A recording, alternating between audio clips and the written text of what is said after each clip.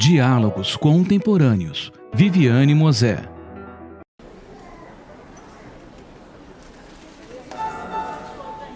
Diálogos Contemporâneos.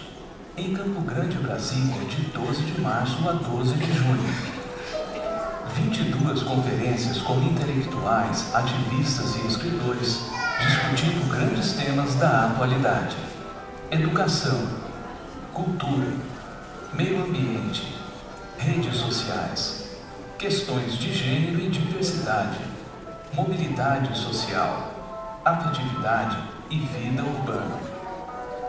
Grandes transformações do Brasil e no mundo em diálogos abertos com Márcia Tiburi, Renato Janine Ribeiro, Célia Chacriabá, Viviane Mosé, Djamila Ribeiro, Gessé Souza, Fernanda Caingangue, Vladimir Safatli, Inácio de Loyola Brandão, Luiz Gonzaga Beluso e Miriam Goldenberg. Diálogos contemporâneos, refletindo um mundo em movimento. O que nos preocupa, o que nos move. Realização: Associação Amigos do Cinema e da Cultura. Uma ótima noite para todas e todos. Sejam muitíssimo bem-vindas e bem-vindos ao nosso ciclo de conferências Diálogos Contemporâneos, que se realiza em Brasília e em Campo Grande, simultaneamente, no período de 12 de março a 12 de junho. São 22 palestras, todas com entrada franca, no Museu da República e na Universidade de Brasília, aqui no Distrito Federal, e na Câmara Municipal de Campo Grande, em Mato Grosso do Sul. Todas as conferências e os debates serão gravados e também transmitidos ao vivo pelo Facebook. Agradecemos aos que vieram prestigiar o nosso projeto e também àqueles que estão nos acompanhando pela internet. Aos que estão acompanhando no Facebook, pedimos que convidem os amigos e amigas para também participarem. Registramos os nossos especiais agradecimentos à deputada federal Érica Cocai, que destacou a emenda parlamentar de execução obrigatória ao Ministério da Cultura para que esse projeto fosse realizado. Toda a nossa gratidão. O ciclo de conferências Diálogos Contemporâneos é uma realização da Associação dos Amigos do Cinema e da Cultura, com a produção executiva de Zelito Passos e a direção geral de Nilson Rodrigues. Convidamos agora o produtor executivo Zelito Passos para falar algumas palavras sobre este projeto.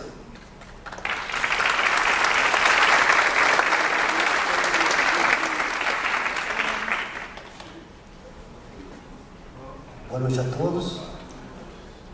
Quero agradecer a coragem e a disposição, apesar dessa chuva torrencial, estarmos todos aqui para participar do Diálogos Contemporâneos.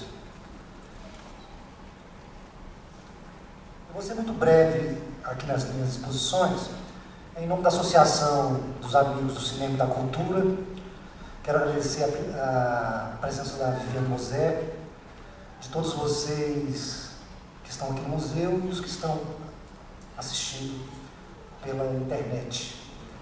O objetivo do nosso projeto é criar um ambiente de reflexão e debate que possa nos ajudar a entender o momento atual, esse momento complicado, esse nosso momento atual. O tema Sociedade em Rede não podia ser mais oportuno, né? Diante dos fatos que têm acontecido aí, do vazamento, do roubo das informações nos Estados Unidos, nessa primeira eleição, nessa última eleição, né,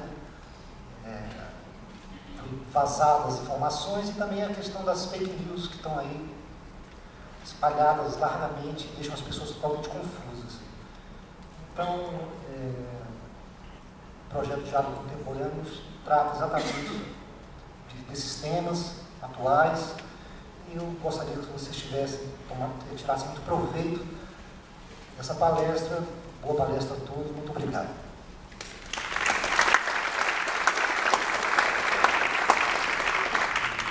Nossos agradecimentos ao produtor executivo Zelito Passos. Queremos agradecer também ao apoio do Ministério da Cultura, da Universidade de Brasília, da Secretaria de Cultura do Distrito Federal, da Rádio Cultura FM e do Museu Nacional da República, representado pelo seu diretor Wagner Barja. Antes de iniciarmos a conferência, gostaríamos de informar que, ao final da exposição da palestrante, haverá debate. Então, aos que quiserem participar, nós solicitamos que as perguntas sejam escritas e entregues às nossas auxiliares. Convido agora para o palco e para compor a mesa o escritor e jornalista José Rezende Júnior, que fará a mediação deste debate.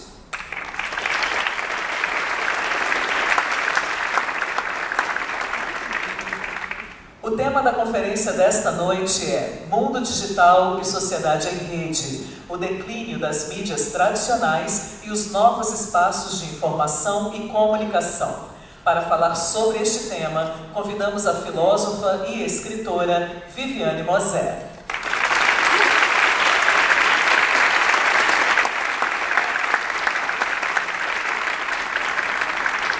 Passo agora a condução da conferência para o escritor e jornalista José Rezende Júnior.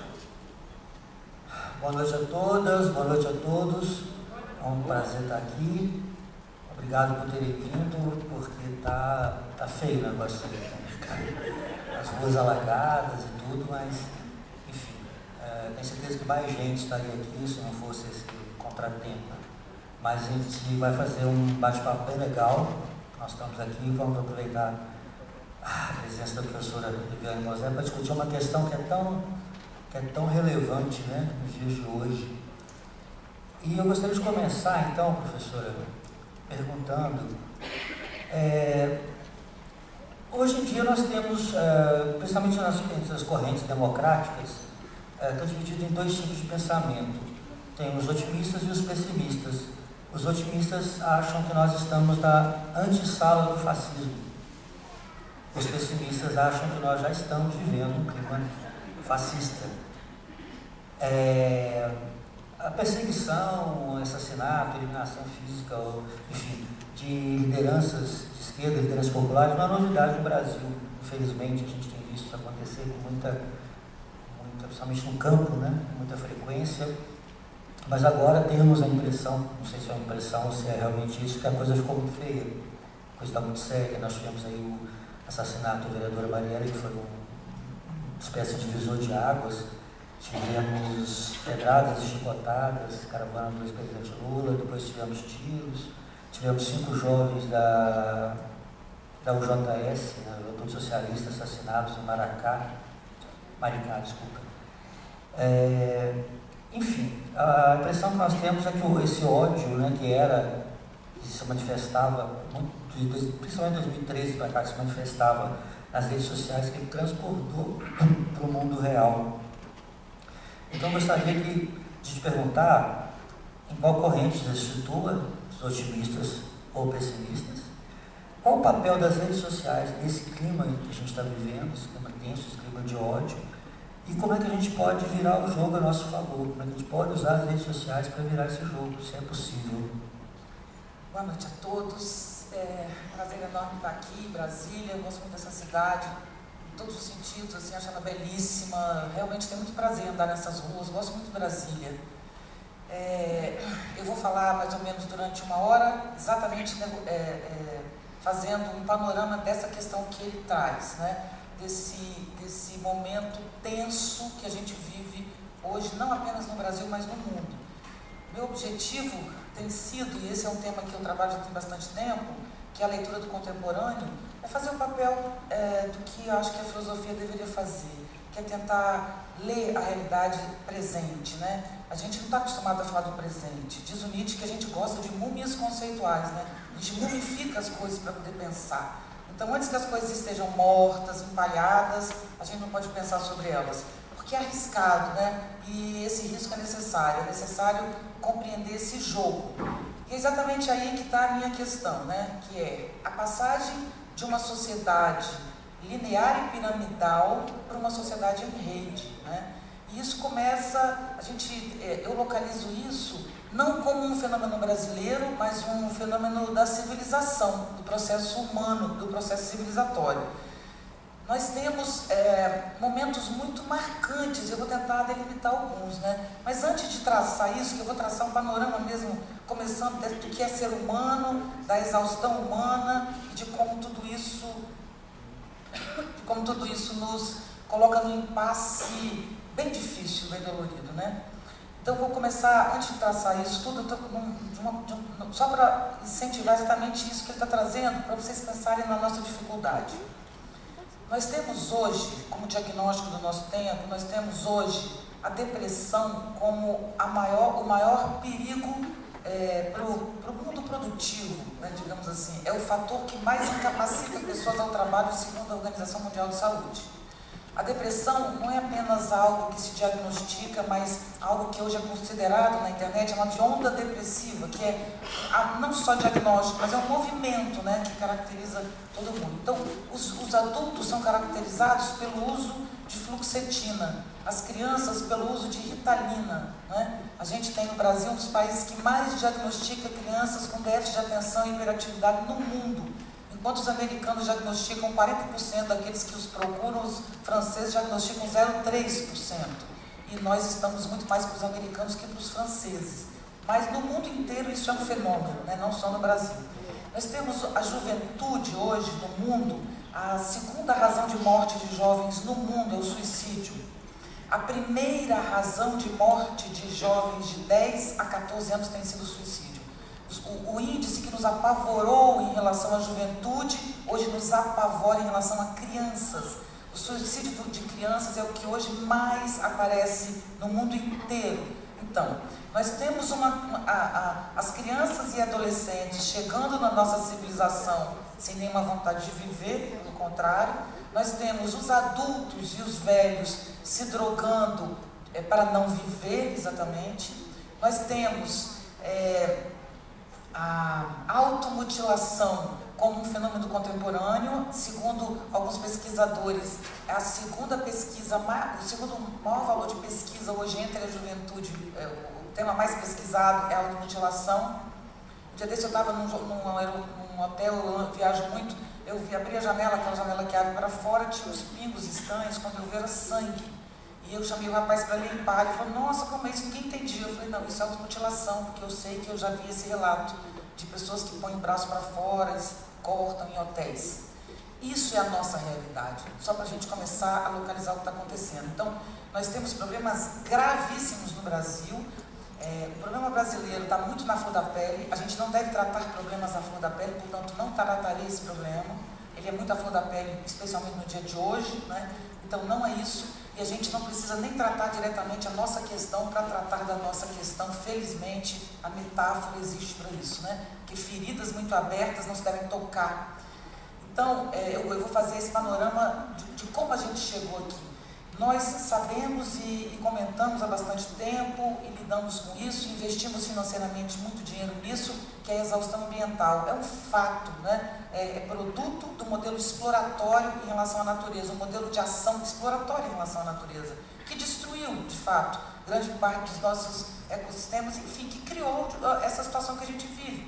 E a gente investiu muito nisso. Só que tem uma outra exaustão que a gente precisa perceber, que é a exaustão humana. O ser humano exauriu. O modelo de homem, de mulher, de cidadão, exauriu. E é desse modelo que eu quero tratar, é dele que eu quero falar. A sociedade em rede, antes de começar a montar a minha estrutura teórica, a sociedade em rede, ela se caracteriza pela multiplicação, não apenas das possibilidades de acesso à informação, mas de encontros, né? A internet trouxe encontros que antes eram impossíveis, né? Então hoje qualquer pessoa acessa qualquer pessoa. Isso é a rede. É a possibilidade de qualquer um acessar qualquer um, em qualquer lugar, a qualquer tempo, em qualquer momento. Isso quebrou radicalmente determinadas hierarquias, porque eu nem preciso de atravessador para chegar a você ou para o seu conteúdo. Isso mudou e é isso que eu vou comentar no decorrer da minha fala. Só que essa sociedade em rede, ao desestruturar tudo que existia antes, ela produziu uma transição extremamente nefasta e difícil. Toda transição é difícil. Assim aconteceu no Renascimento, E é uma transição extremamente difícil. Mas por que eu estou dizendo isso? É que a minha leitura desse processo é que ele é extremamente favorável, finalmente. Nós estávamos usando uma roupa muito justa, civilizatoriamente falando. E agora a gente arrebentou essa roupa para uma roupa muito maior. Só que nós não sabemos lidar com a multidão. Nós não sabemos lidar com a diferença, mas não sabemos mesmo. E isso cria um caos muito grande. Mas a ordenação desse caos vai acontecer com o decorrer desse processo.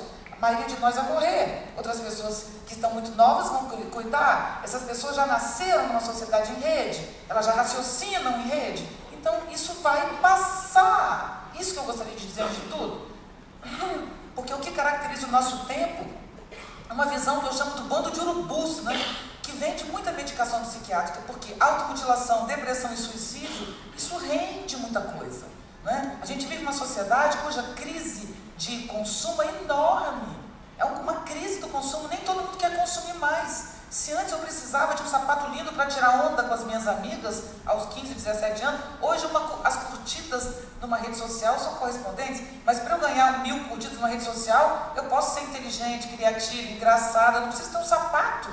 Então uma foto engraçada pode trazer para mim os olhares. Eu não estou defendendo, nem estou valorizando, nem estou criticando. O que eu estou dizendo é que há uma nova relação das pessoas com a vida, em relação ao desgaste ambiental e tal. Nada para fazer nos consumir mais do que nos jogar no buraco, né? Então nos joga no buraco, que isso produz consumo. O mundo não é esse horror que estão plantando, é um processo de mudança e a gente pode e deve interferir nesse processo.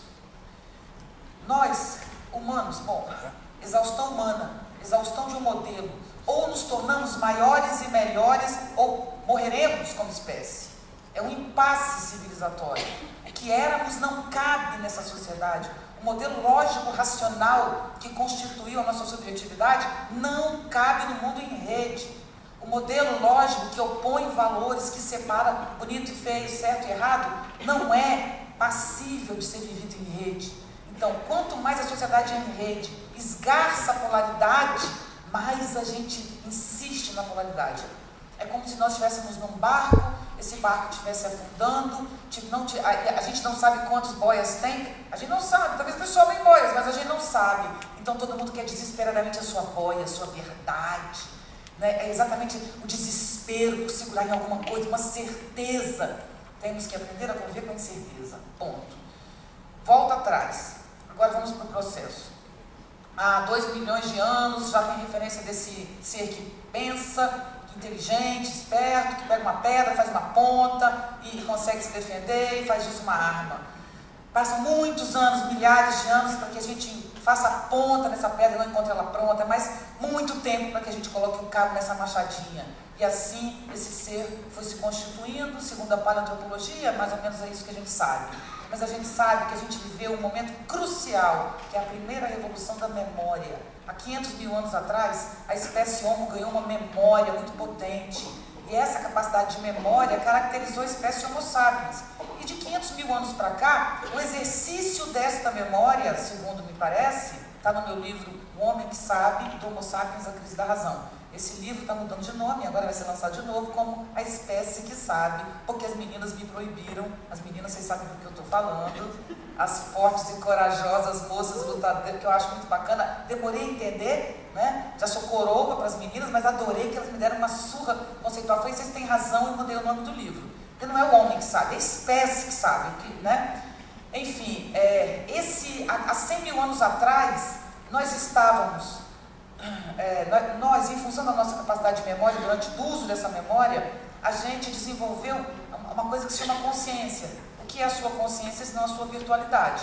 Eu estou aqui falando com vocês e tem uma pessoa dizendo para mim, anda logo, senão você vai passar diante do seu tempo, né? Só que além dessa tem outra falando outra coisa, fala aquilo. Aí vem outro e fala aquilo. Então o que eu vou falar agora depende do que eu aceitar, porque todo mundo está querendo falar aqui na minha cabeça, na minha memória. Né? E eu tenho que acessar esse negócio. Isso chama-se pensamento em rede. Eu não imponho ao meu pensamento o que eu devo dizer. Eu sei coisas, deixo que elas naveguem na minha cabeça e vou tentando conversar. Isso é o modelo de raciocínio em rede. Eu vou e volto aqui com vocês 1000 vezes e eu tenho certeza que ninguém vai ter dúvida de entender o que eu estou falando. Combina. Vocês têm capacidade de fazer os links, não preciso que eu dê o tempo inteiro essa linha, né? Então essa coisa tem a ver com a memória. O que é a consciência então? É algo que há 100 mil anos atrás nos fez olhar de fora e dizer, eu existo. Aí não é mais apenas vida, chama existência, né? Existência é quando você olha e fala, caramba, eu não apenas vivo, eu sei que vivo, eu me percebo vivendo. Isso é o desdobramento moral, que a gente chama de desdobramento moral. Moral não é moralismo não, moral no sentido de que não é natureza, né? Então tem o meu corpo físico e tem a minha memória que me olha de fora e diz, você tem que enterrar os seus semelhantes, é a primeira grande lei que não foi escrita, mas que seria parte da humanidade. Enfim, estão me dizendo que eu tenho que sair daqui, que eu adoro esse tema, mas não chego no fim. É muito bom, eu sei que ficaria horas aqui.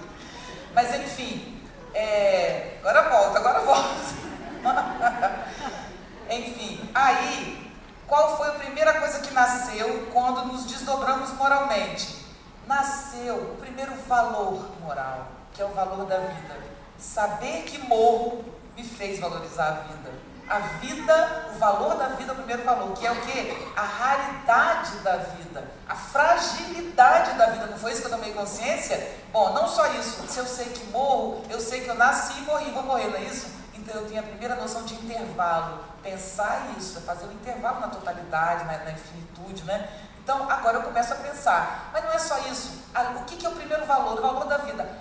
Por quê? Porque agora eu sei que eu morro, eu tenho que melhorar minhas armas, meus alimentos, a minha casa. Isso aconteceu há 100 mil anos atrás. Na hora que eu me vi vivendo, de 100 mil anos para cá, a gente chegou na fibra ótica. É um pulo para a fibra ótica.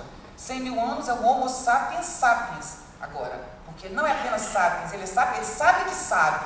Bom, esse sapiens sapiens, 30 mil anos atrás, 100 mil isso, há 30 mil, revolução criativa do Paleolítico, pintura nas cavernas, início da escrita, início da espiritualidade, início da arte, início de tudo. Nas próprias cavernas você já tem arte abstrata e figurativa ali mesmo. Aí você já faz o primeiro grande ciclo ali mesmo. Aí você tem 15 mil anos, 5 mil anos, você tem a primeira grande civilização que é o Egito. E o Egito construiu o primeiro modelo de gestão que a gente tem, que chama pirâmide, né? Quando você tem duas linhas, você tem uma reta não compõe, uma reta não agrega, não contém, né? A primeira forma que contém é o triângulo. E quando os egípcios descobriram o triângulo, eles fizeram aquelas pirâmides todas para honrar a forma do triângulo. É uma honra à forma, porque agora nós temos uma forma que ordena a sociedade. Você tem um que manda e os outros que obedecem. Isso é o modelo piramidal de gestão. Para ter pessoas morando juntas, precisa de ordem. Para ter ordem, é preciso um mandando. Foi isso que a gente criou. Até ontem, isso existiu no modelo de gestão. Quando a gente chegou lá no capitalismo, na industrialização, o modelo produtivo quebrou, porque um corta, outro costura, não é isso? E o outro vende. O que é isso? Circuitos integrados em rede, né? Então, o modelo de produção é o primeiro modelo fragmentado, mas totalmente articulado, ou seja, é possível produzir cada um pedaço e ainda assim sair algo. Isso quebrou, mas o modelo de gestão continuou. Ele só foi quebrado recentemente. Mas antes disso, tem outra pirâmide. Tem a pirâmide dos três monoteísmos, né? Islamismo, judaísmo e cristianismo, que também é a mesma época, e nós temos a pirâmide do raciocínio, que foi que criou o modelo lógico racional que somos. O que é o modelo de raciocínio? É o grego, que acredita que parte das sensações, que são a base da pirâmide, para atingir a verdade, que é sempre o ser, o uno, né? Isso é outro modelo de...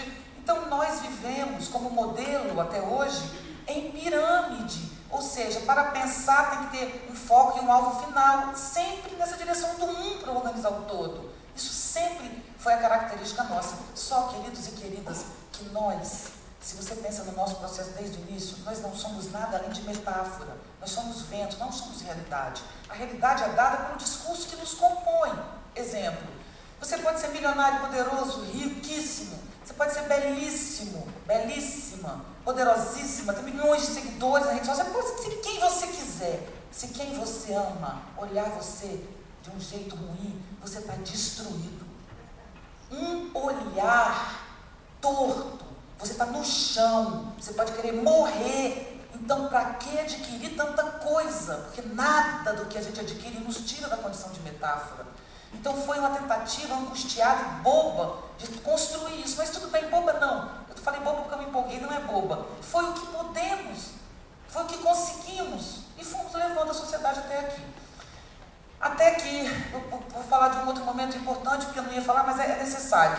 Isso aconteceu. Quando chegou o pensamento cartesiano, que é logo depois da Idade Média, a Idade Média foi marcada por um livro só, vocês sabem, né? Então a gente tem lá a verdade, aparece muito na Idade Média, o livro, a verdade de Deus. Aí o Gutenberg inventa a imprensa e começa a poder publicar livro. Aí ela publica quem tem ideia pode publicar um livro. E aí a centralização, a concentração da Bíblia, do valor, perde. E aí nasce o Renascimento. Nós estamos num tipo de renascimento, ou seja, o livro impresso foi a compartilhamento de conteúdo da época, que desbombou, digamos assim, né? Que simplesmente agora todo mundo acessa, todo mundo leva o livrinho debaixo do braço, uma coisa incrível. E pode, todo mundo escreve, todo mundo publica, ponto.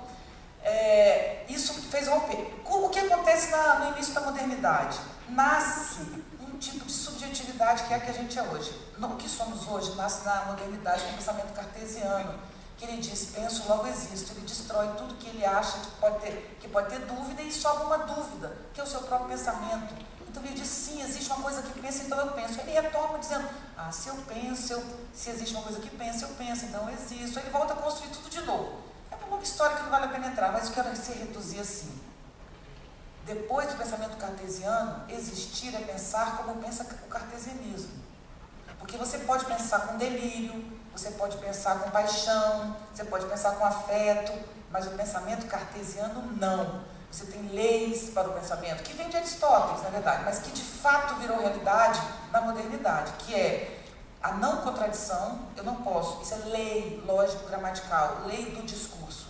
Eu não posso dizer uma coisa e depois, nas mesmas condições, dizer o seu contrário. Eu não posso, eu tenho que afirmar que o que é não deixará de ser e nunca se tornou. O que é sempre é, ou seja, há coisas eternas na vida. E a última são 3 regras. Eu posso dizer, por regra, que eu sou uma mulher. Eu posso dizer que eu não sou, mas eu sou proibida, logicamente, de dizer eu sou e não sou uma mulher ao mesmo tempo.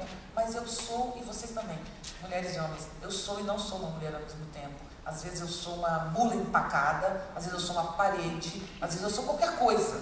Por que é ser ou não ser uma mulher? Hoje nós temos 32 gêneros, segundo a juventude, e a gente vai dizer que isso é delírio? Depois eu explico isso para vocês, a gente discute isso, porque eu de cara achei isso delírio. Mas eu fui estudar isso sem preconceito.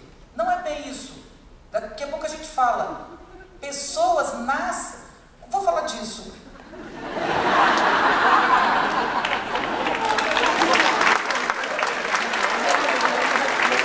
Vocês terem a cabeça que fica uma briga querendo. Eu adoro muitos assuntos, mas a pessoa tem que ter um foco, pelo menos um foco.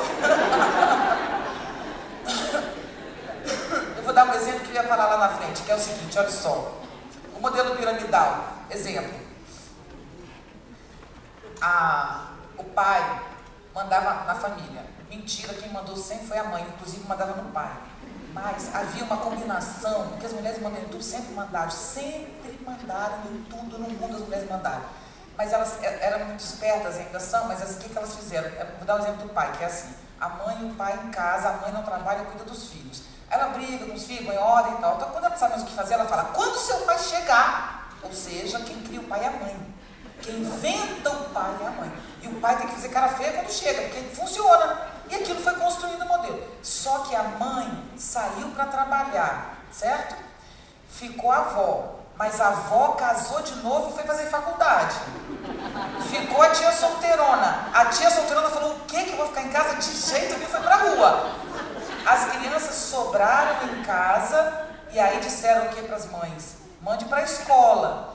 Só educação integral, essa palhaçada de educação integral, que é dobrar a tortura, vocês sabem, né? Educação em um turno é uma tortura, integral é dobrar a tortura. E caro, né? E custa caro essa tortura. Ou então tira as crianças da rua, porque a rua é perigosa. É melhor tornar a rua um lugar saudável do que prender as crianças, porque a rua é perigosa. Mas tudo bem. Tudo bem não, tudo mal. Enfim, essas crianças ficaram em casa e os pais trabalham o dia inteiro e fazem mestrado à noite para ganhar bem, para pagar uma boa escola para o filho, né? Então, gente, a gente não é uma metáfora, eu não falei que a gente é uma metáfora, nós não somos feitos de discurso. Na verdade, qualquer evento nos destrói, né? A nossa personalidade, a nossa sanidade racional e lógica acaba com uma dosezinha ou duas de uísque, de vinho, né? Com baseado, com uma dança, pessoal que dança, estou falando sério, uma paixão, acaba com a sua sanidade, né? Um conflito, então a nossa sanidade é nada, qualquer vento derruba essa sanidade. Bom, não só a sanidade, as crianças, a prova de que o papel social, na verdade, homem e mulher, é um treinamento, é que hoje, sem pai nem mãe, nascem crianças entre o homem e a mulher. Nascem 30 modelos de ser entre o feminino e o masculino, porque não tem ninguém vigiando, vocês estão entendendo? Quando se vigiava, ensinava a menina a ser menina, ensinava o menino a ser menino, eles nasciam exatamente, a gente vigiava o tempo inteiro aquilo ali. Não tem ninguém vigiando. Hoje eles pavoneiam, é uma palavra que o Michel falou que eu adoro. Os corpos pavoneiam, né? Ficam por aí como pavões, né? E eles podem ser o que eles quiserem e nós temos que respeitar esse modelo que de fato é uma realidade, né? E a gente trata isso, os velhos, com um olhar de erro. É o que é, né? Nós somos uma metáfora, nós somos feitos de discurso. Ponto. O modelo lógico-racional se caracteriza, antes de tudo, pela oposição de valores. Dentro daquelas regras que eu falei antes, que é o modelo do discurso, modelo lógico-discursivo. Ou bonito é feio, ou é certo ou errado. Ou eu sou uma mulher, ou eu não sou. Ou eu estou certa, ou estou errado. Ou eu sou bonito ou feia. Essa então é terrível. Ou eu sou bonito ou feia. Ninguém no mundo é bonito ou feio, né? O bonito é horroroso, às vezes é fato. Eu tenho certeza que Gisele Bündchen às vezes a coisa horrorosa. É meio difícil. Mas não, sabe quando ela deve ficar feia? Quando ela está com raiva. Deve ficar com aquela cara. Tenho certeza que ela é feia. Às vezes. Todo mundo é, às vezes. Porque nós não somos, nós estamos no mundo. E dependendo da situação, do campo de forças, né? Você se torna alguma coisa ou outra. Esse modelo lógico-racional, segundo Michel Foucault, e aí eu não vou poder contar essa história toda, mas é inacreditável, e ela está no livro, num artigo que eu lancei no livro, um livro que foi lançado agora, são 4 autores, o Clóvis de Barros Filho, eu, Eduarda Larroque e o Oswaldo Jacóia. Meu artigo chama O Poder e as Redes, que é exatamente isso que eu estou tratando com vocês. Nesse artigo, o livro chama Política, Nós Também Sabemos e Não Sabemos Fazer. Lá no artigo tem tudo, o delicadamente. Eu só vou passar o geral que não dá tempo.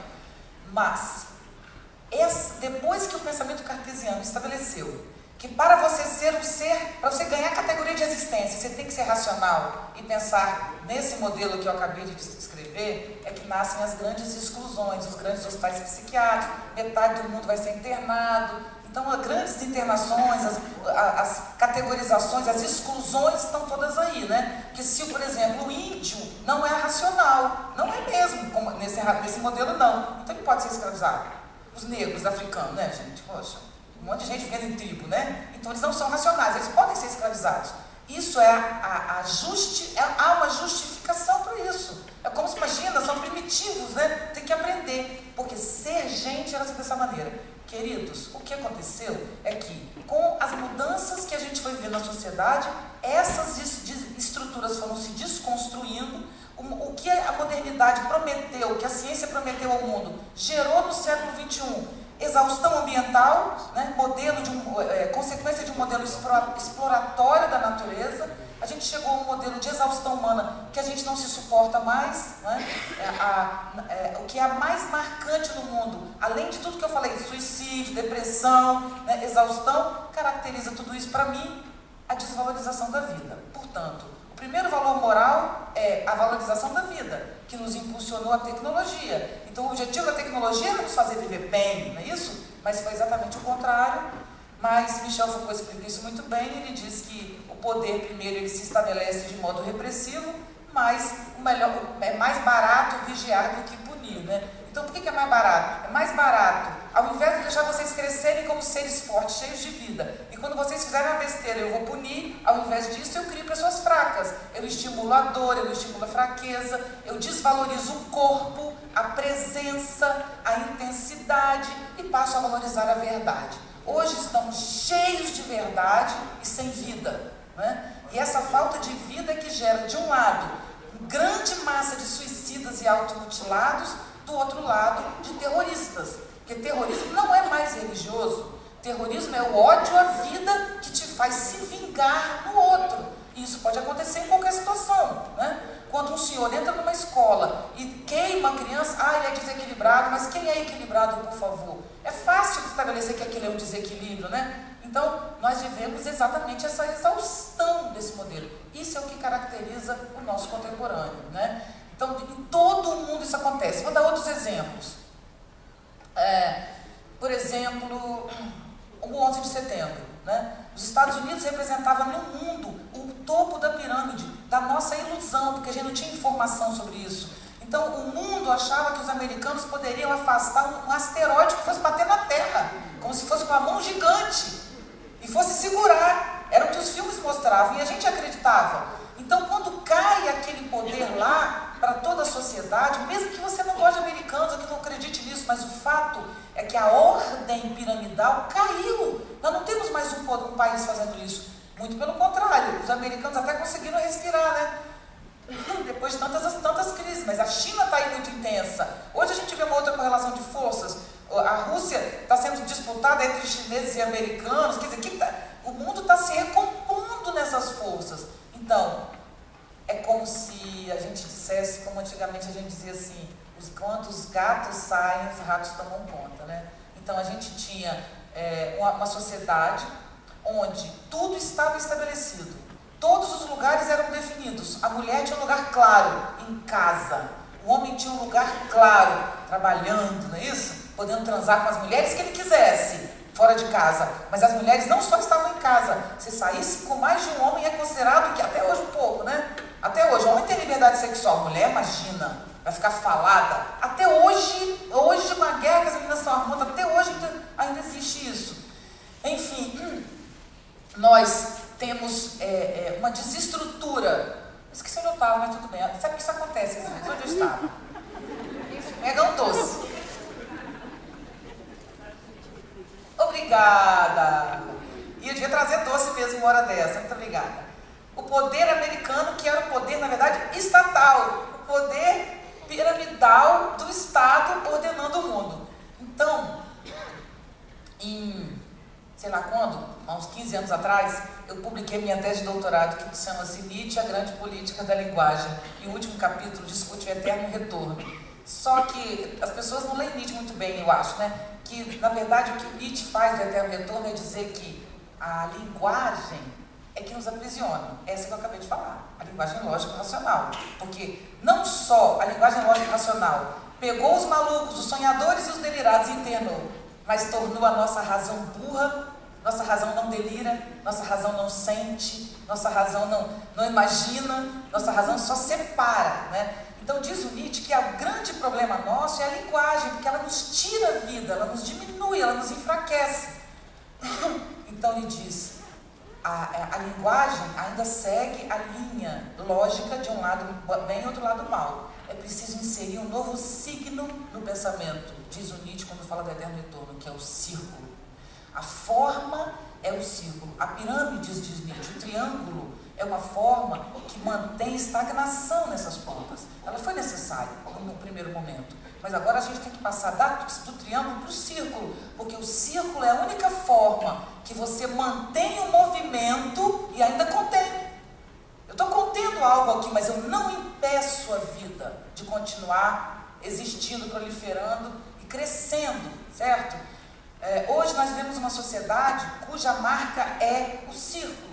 Primeiro, sustentabilidade, que é um fato no mundo hoje. Nunca mais a gente vai esquecer isso. A gente pode não fazer o dever de casa tão corretamente, mas o fato é que ninguém duvida mais de que tudo retorna, não é isso? Se você destruiu a natureza, não é isso que a gente aprendeu? Joga lixo aqui, ele volta, né? Entope a sua... Então, uma coisa que a gente aprendeu é que tudo retorna, isso é um fato, é a forma da reciclagem, é a forma disso. Mas, meu filho de 13 anos, 14 fez agora, ele devia ter uns 8, ele me ensinou isso, porque eu não conseguia entender, ele me ensinou, porque as crianças que ensinam isso a gente. Que, na verdade, o Orkut é a melhor forma de entender uma sociedade em rede. Que eu digo assim, ó, nós temos aqui os que usam salto alto, mas salto grosso. É assim o Orkut, né? Tem os que gostam de dias nublados, vocês lembram? E tem aqueles... Aí vai, o Orkut você se identificava por pontos, né? os que gostam e tal. Só que tem os que gostam de dias nublados, saltos altos e grossos, e ao mesmo tempo, não é isso? Então, os pontos de interseção entre os diversos círculos são as pessoas que estão em comum, participando de diversos movimentos. E mais do que isso, cada círculo ordena a si mesmo, cada grupo ordena a si mesmo. O site é um espaço, né? Uma rede social. Quando vocês se ordenam no seu acordo, no seu próprio espaço, e cada um se ordena, e ela navega nos diversos espaços, ela dá coesão à rede. Então, o que faz a coesão da multiplicidade e a pluralidade é a vida que, enquanto isso, está navegando e fazendo essa ponta. Meus queridos, desculpem, mas meu corpo está aqui e poderia não estar, espero que demore bastante, que eu chegue aos 90. Mas isso aqui é um monte de vida que pulsa e que, por alguma razão, pode se desintegrar. Inclusive, a grande saúde é você seduzir as suas células para que elas permaneçam juntas, unidas, felizes, batendo palminhas uma com a outra, né?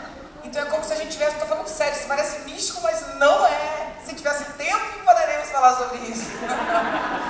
Mas há um tesão que diz para você assim, exista, dê coesão a essa célula, faça isso existir, pulse, né? Frase do Nietzsche, quer permanecer eternamente jovem, corra riscos. É muito simples. Quando você corre risco, seu coração bate muito forte, o seu sangue circula muito, o seu corpo fica alerta e diz, perigo, perigo, dê o seu melhor. Isso é instintivo, é instintivo.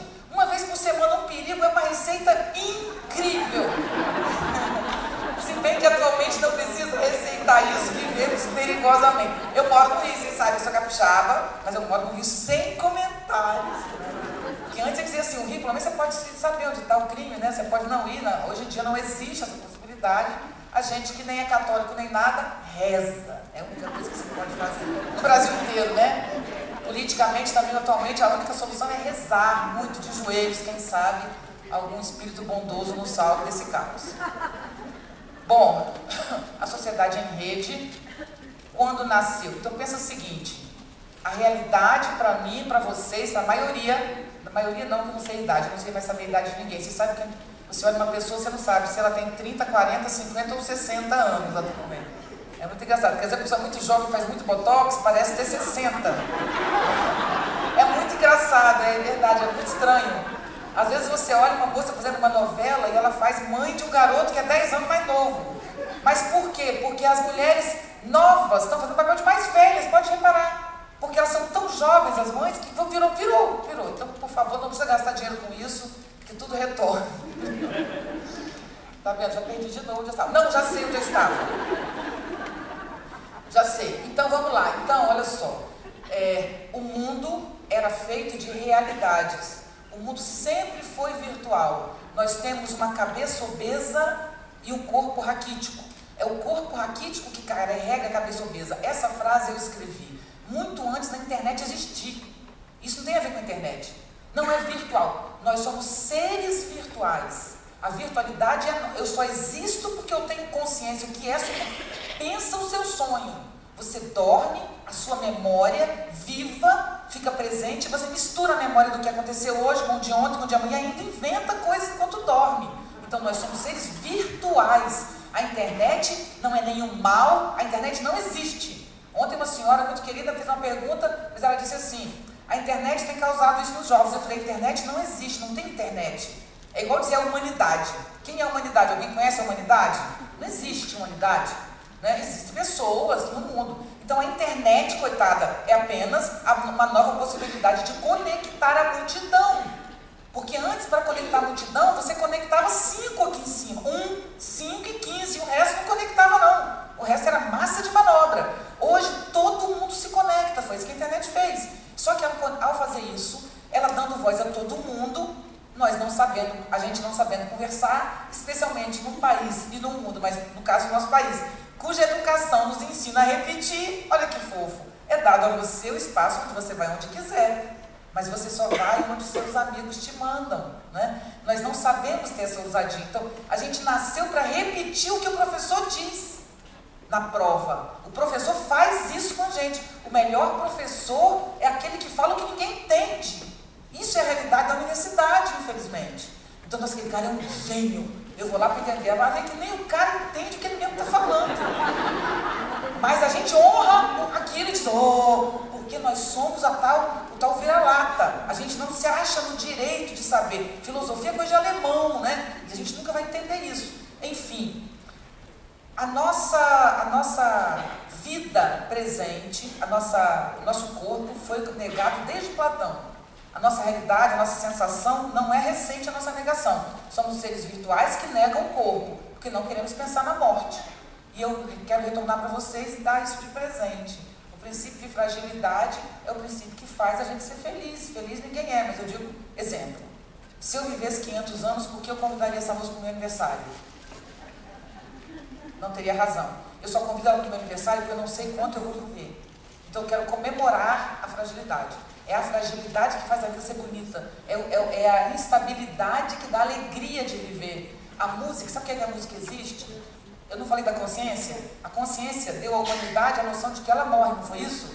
Se ao mesmo tempo não tivéssemos a arte que nos faz chorar e cantar ao redor da fogueira o fato de morrermos, não teríamos sobrevivido como espécie.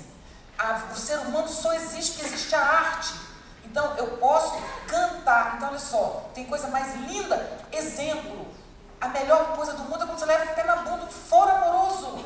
Você ouve música bem. Os filmes são uma loucura. Você bebe uma bebidinha, uma coisa separada no boteco, tomar uma bebidinha. E se tiver ainda alguém tocando saxofone?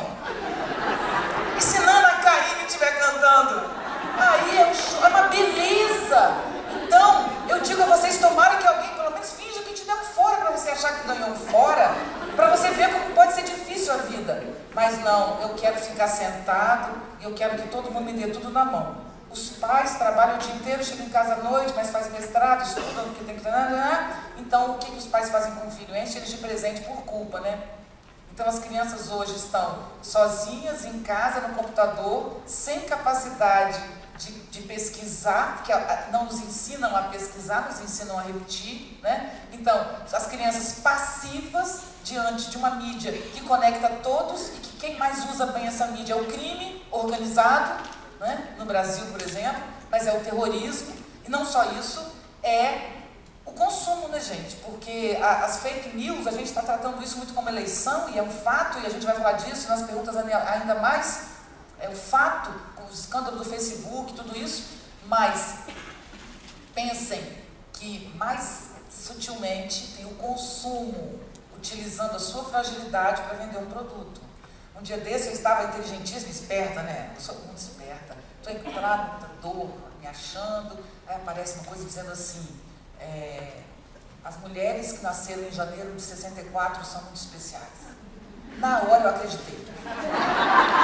Na hora eu fiquei emocionada, eu falei, nossa, agora eu entendi. Eu achei que eu era, tá vendo? Eu comecei a pensar nas minhas amigas que nasceram em janeiro de 64, não demorou 5 minutos, eu fui olhar direito, a data estava colada, ou seja, era uma coisa só que a data, o computador já pega teu aniversário e encaixa, você está entendendo? Então, para você ver como a gente é manipulado, eu consegui não clicar. Se eu clicasse, ia me vender, sei lá, talvez um bottom, uma coisa que exatamente para quem nasceu em janeiro de 64.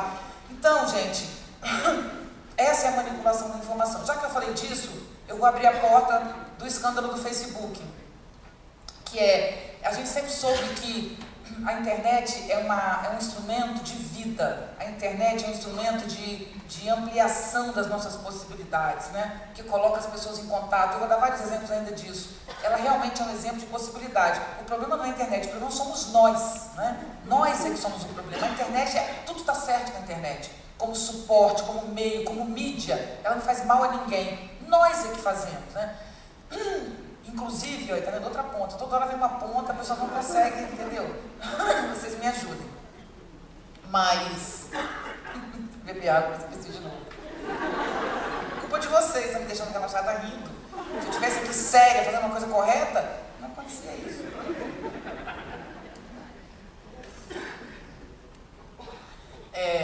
O século, eu vou começar de um outro ponto, mas é essencial, vocês vão entender.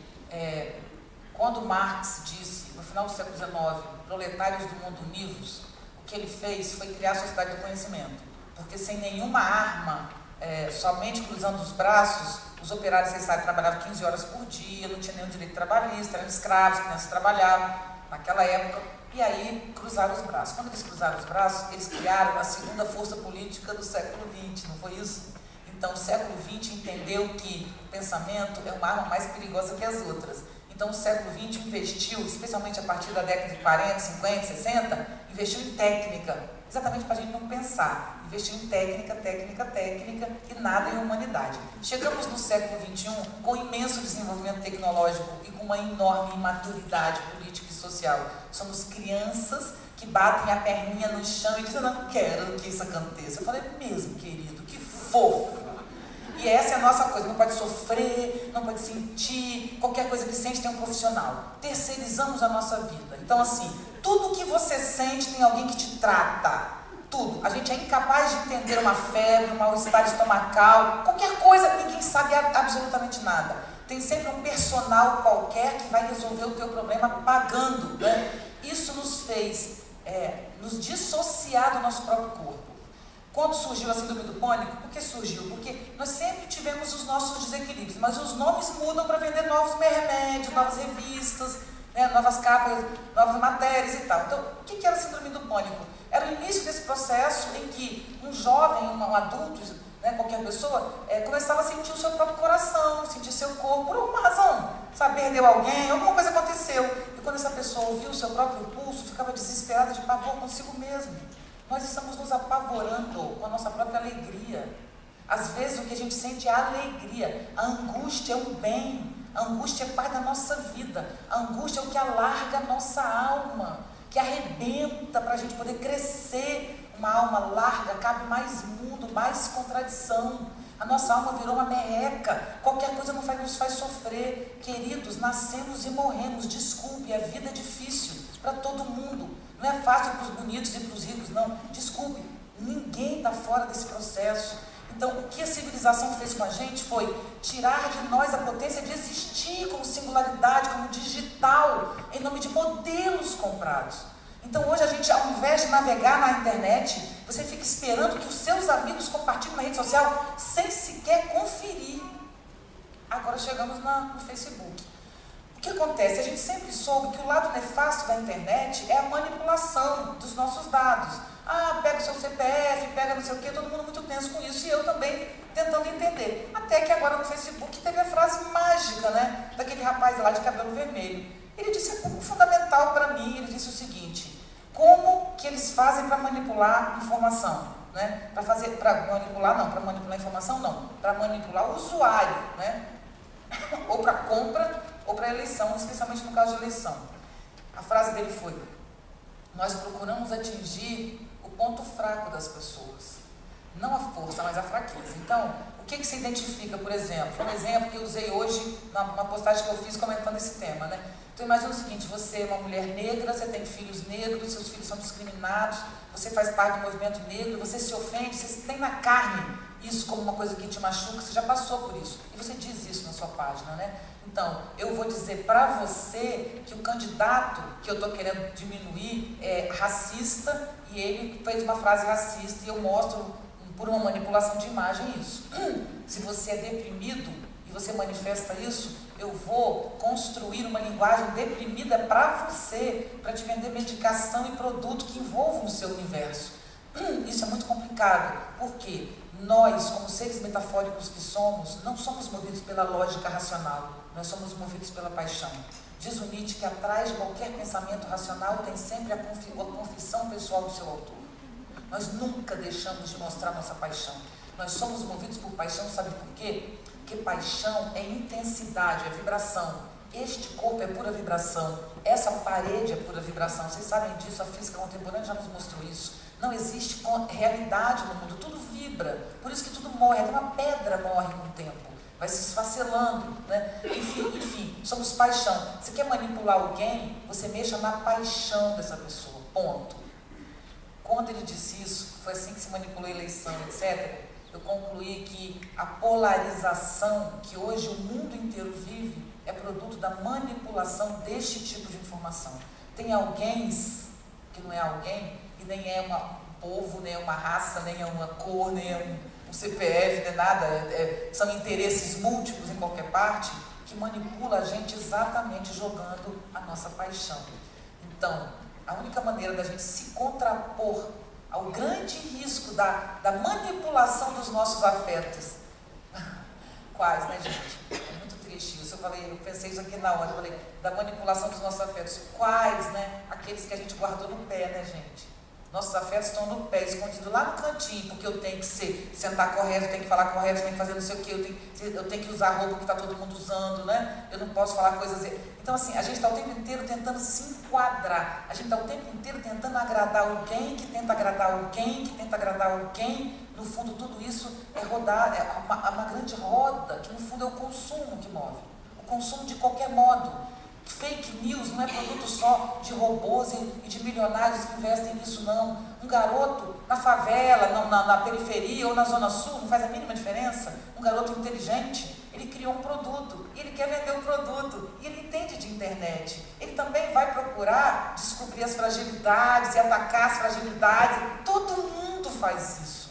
Então não dá para atacar o problema e matar. Manda matar, não tem como matar, não tem como esfolar, não tem o que fazer. Só tem como uma mudança, só tem como sair dessa situação a partir de um novo modelo de humano. O humano que entende que é preciso uma aldeia para criar uma criança. Se eu estou aqui, a moça me perguntou, que me recebeu, como é que você tem um filho de 14 anos, como é que você faz? Eu estava em Campo Grande ontem, eu estou aqui hoje, sexta-feira eu estou em São Paulo. Como é que você faz? Bom, então eu vou dizer, é preciso uma aldeia para criar uma criança. Eu não posso ficar sem trabalhar e nem quero para estar com ele. Meu ex-marido também não vai ficar com ele o tempo inteiro, então é preciso uma nova versão, né? Ninguém vai deixar de trabalhar para ficar em casa. Então qual é a versão? A versão é que o rapaz que é o senhor, que é porteiro do meu prédio, eu não tenho com ele uma relação de porteiro para morador, eu tenho com ele uma relação de respeito e consideração de verdade, porque ele pode salvar a minha vida. Na frente da minha casa tem uma banca de jornal, onde a gente sempre compra jornal. Aquele senhor é muito importante para mim, e inclusive tem o telefone dele. A moça, minha secretária, eu empresto a minha casa de campo para ela passar férias, eu divido as minhas coisas com a moça que trabalha comigo, de verdade, conselhos e participação, porque ela, se meu filho está doente e precisa, ela larga tudo para ir lá cuidar dele, né? Mas não tem só isso, tem os amigos dos meus filhos, do meu filho, que eu conheço as mães e os pais.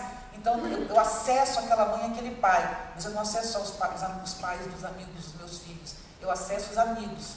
Então eu faço festas, como eu não estou sempre em casa, quando eu dou o meu melhor, eu faço uma festa e chamo 8, 10 adolescentes, e fico com eles sozinha, fazendo comida, levo para passear, para ouvir o que eles estão falando, para ter intimidade com meu filho, para falar a língua dele. Então, a nova sociedade é a sociedade em rede. Não precisa ter um em casa cuidando de uma criança, mas tem que ter sempre alguém cuidando de uma criança. Alguém tem que estar lá. Tem que ter olhos sobre essa criança. Ponto. Se eu entendo que isso é necessário para eu criar o meu filho bem, eu tenho que criar ao meu redor uma ambiência favorável, certo? Se cada um de nós entender que tem que criar uma ambiência favorável em torno de si para criar os seus filhos, vocês estão entendendo como a roda gira? Ser bacana, ser ético, não é bondade, é inteligência. Se você quer viver bem, seja ético, respeite o seu semelhante. Se você adora o parque que tem aqui em Brasília, a lagoa, onde você vai passear, cuida dela, porque aquela lagoa salva a sua vida quando você está na pior, não é isso?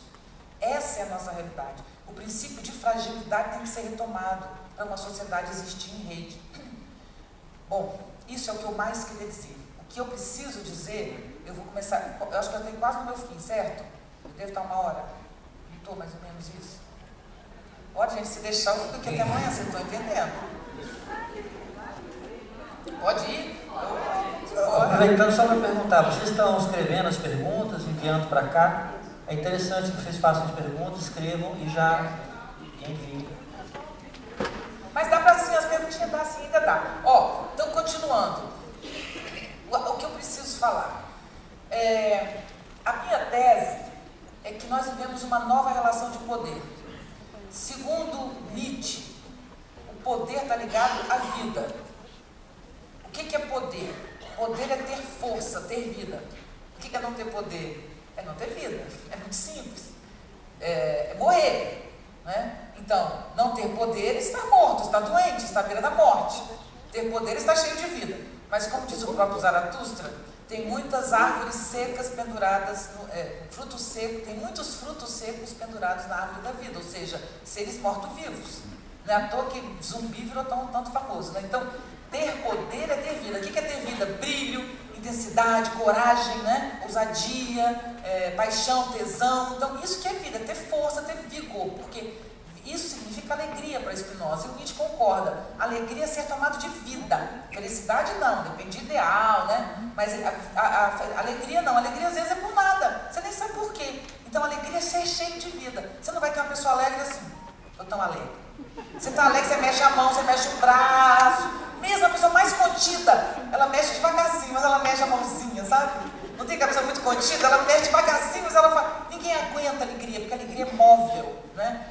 Então, nós somos seres que foram. Não era isso que eu ia falar, não, obviamente, que eu esqueci de novo, tudo bem, depois de vocês, mas alegria. Ah, sim, lembrei. Poder é igual a ter vida, a ter força, a ter intensidade.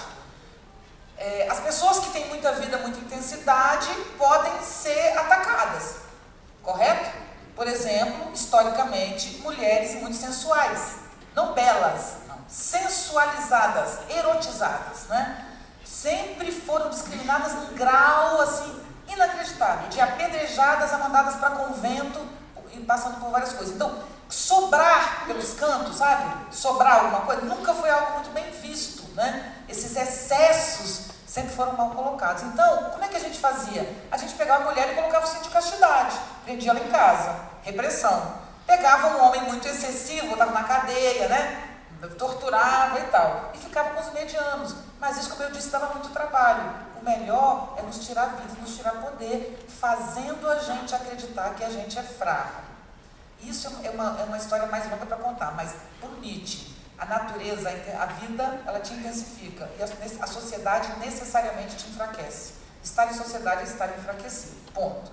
Se o centro do poder para Nietzsche é o discurso, que nós somos feitos de palavra e de virtualidade, né? Porque se eu estou me julgando aqui e digo assim, continua falando, tá legal o que você está falando, né? Tudo bem. Agora, se eu digo para mim, por alguma razão, que merda, que porcaria, claro que isso vai interferir no que eu estou falando, imagina como é que eu vou ficar, né? Então, nós somos movidos por essa coisa do discurso. Se o discurso era domínio da Bíblia, que controlava corpos, necessariamente, porque a Bíblia não era só uma questão religiosa, vocês sabem, uma questão política, né? Se você tem depois os conventos dominando na Idade Média e a Bíblia, e se são os conventos que se transformam em universidade, sabe que a universidade nasceu do convento, o que é o novo momento depois do convento? O saber científico, filosófico e intelectual, que nos determina. E aí o Michel Foucault estuda isso e diz, pô, tu quer falar de poder? É falar de medicina. Porque o médico chega para você e te dá um diagnóstico que pode destruir sua vida, salvar sua vida.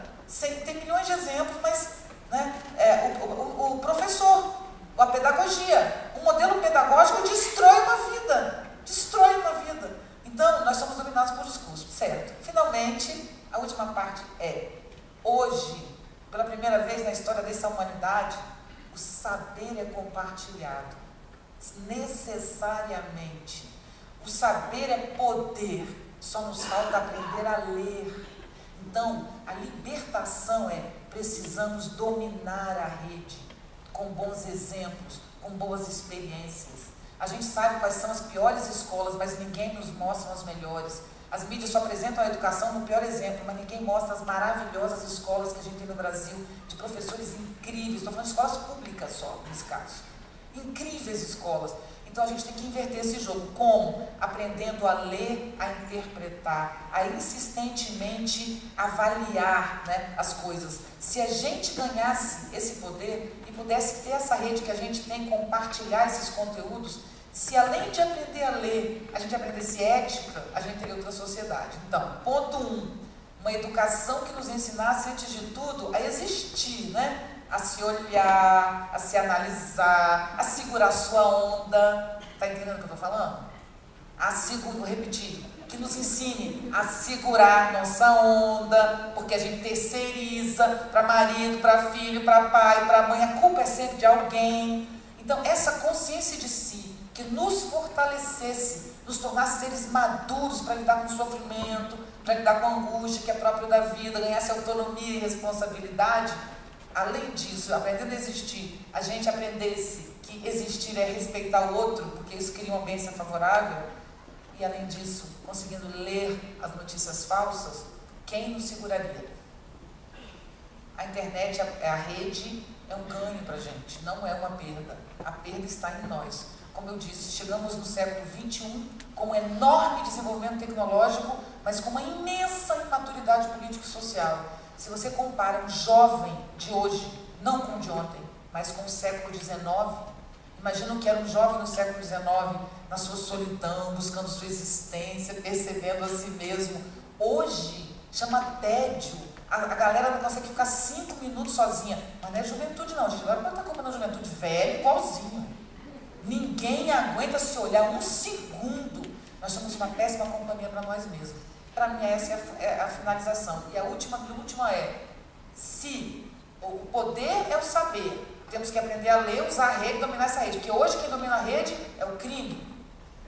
É o crime de colarinho branco e o crime organizado, que dominam a rede.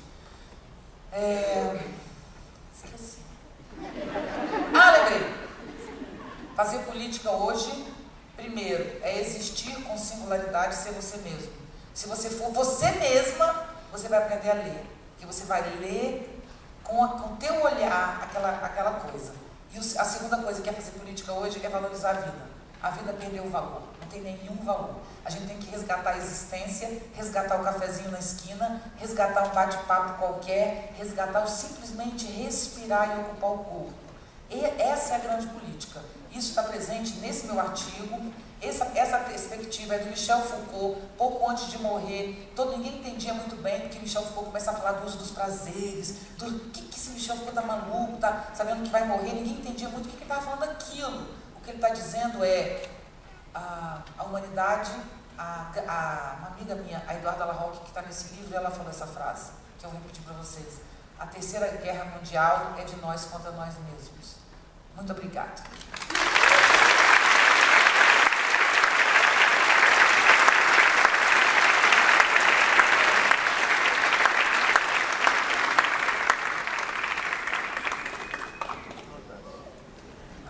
Bom, a gente recebeu aqui várias perguntas. Algumas tinha uma pergunta aqui do Milton muito interessante, mas você já meio que respondeu, que até há pouco tempo a gente tinha essa ilusão de que a internet e as redes sociais eram livres. Mas a sociedade em rede, as suas múltiplas possibilidades de conexão estão novamente sendo engessadas, vigiadas, espionadas e controladas pelos mesmos protagonistas nefastos e destituídos dos ideais humanistas. Então, como elaborar estratégias para quebrar essa nova onda retrógrada de controle social, que vê o homem e a mulher apenas como mais um produto da indústria cultural, portanto, descartável? Sim, eu concordo com tudo que você disse, só que não eu concordo, inclusive, quando você diz assim, são os mesmos protagonistas no sentido do perfil, mas não é o mesmo jogo. Porque antes o jogo era de um, então você poderia identificar os americanos fazendo isso, os russos fazendo isso. Você poderia identificar um determinado produto que está querendo vender e está fazendo aquilo ali. Você via aquilo acontecer. Hoje não, como eu disse, hoje um rapaz que mora, uma moça que mora pobre, que mora numa comunidade, num bairro pobre, ou um menino rico da Zona Sul, e no caso não faz diferença, pode estar fazendo manipulação da informação muito também. Então, assim, antigamente, no século XX, ele investiu, ele achava não, era uma realidade, ganhar dinheiro no século XX, ter uma empresa, produzir lucro, envolvia em ter equipamentos, ter máquinas. Hoje, todo mundo tem qualquer máquina, entendeu? Todo mundo constrói, meu filho, desmonta o computador e constrói outras coisas, aprende a fazer isso na internet. Então, o problema hoje não é ter tecnologia ou não ter. Qualquer um constrói um robô para controlar os outros, entende? Num fundo de quintal. Então, a diferença é que hoje é de qualquer um para qualquer um. Isso é mais complicado. Você não tem grupos que você possa identificar que estão guiando esse processo. Tem sim, tem. A eleição americana que você pontuou. Mas neste momento, enquanto aquele grande jogo daqueles robôs estão manipulando a eleição brasileira e vão manipular, tem milhões de micromanipulações manipulando sua respiração. Então não se iluda, não acha que são grandes grupos, não. São grandes, médios, pequenos e microgrupos, produzindo terrorismo na rede. O racismo tão marcante nesse Brasil, triste, né, pra gente, porque é um país tão bonito, tão preto, tão mulato, tão misturado, uma vergonha ser racista nesse país, mas infelizmente estamos nos tornando um pouco mais. Quando a gente olha o racismo, você sabe quem é que está atrás? Crianças e adolescentes. Na maioria dos casos de racismo na internet, de agressões horrorosas que as pessoas sofreram, quem foi a polícia e denunciou são menores, crianças, e todos os tipos de classe social. Então, o discurso é que domina, vocês estão entendendo? É o discurso do ódio, independente de quem professa. Isso é mais delicado. Por isso que não adianta a gente criar um grupo de proteção à internet, entende? Não é que a internet está sendo manipulada por grupos financeiros, não. É que os grupos financeiros estão sendo manipulados pelas pessoas também. Por quê? Se uma mulher diz para um cara americano de Hollywood, milionário, que explorou um monte de mulher a vida inteira e tinha uma grana danada. Ela disse que uma mulher fez isso e as outras foram denunciando ele por assédio. Ele abriu e falou: essa semana retrasada, vocês viram? Esse americano, produtor de Hollywood, faliu, né? A American Airlines, quando o cara estava na American Airlines e tiraram aquele cara à força, eles perderam não sei quantos por cento de dinheiro ali. Claro, retorna porque eles são grandes grupos, mas o poder está na nossa mão. Sim, a gente que não sabe usar.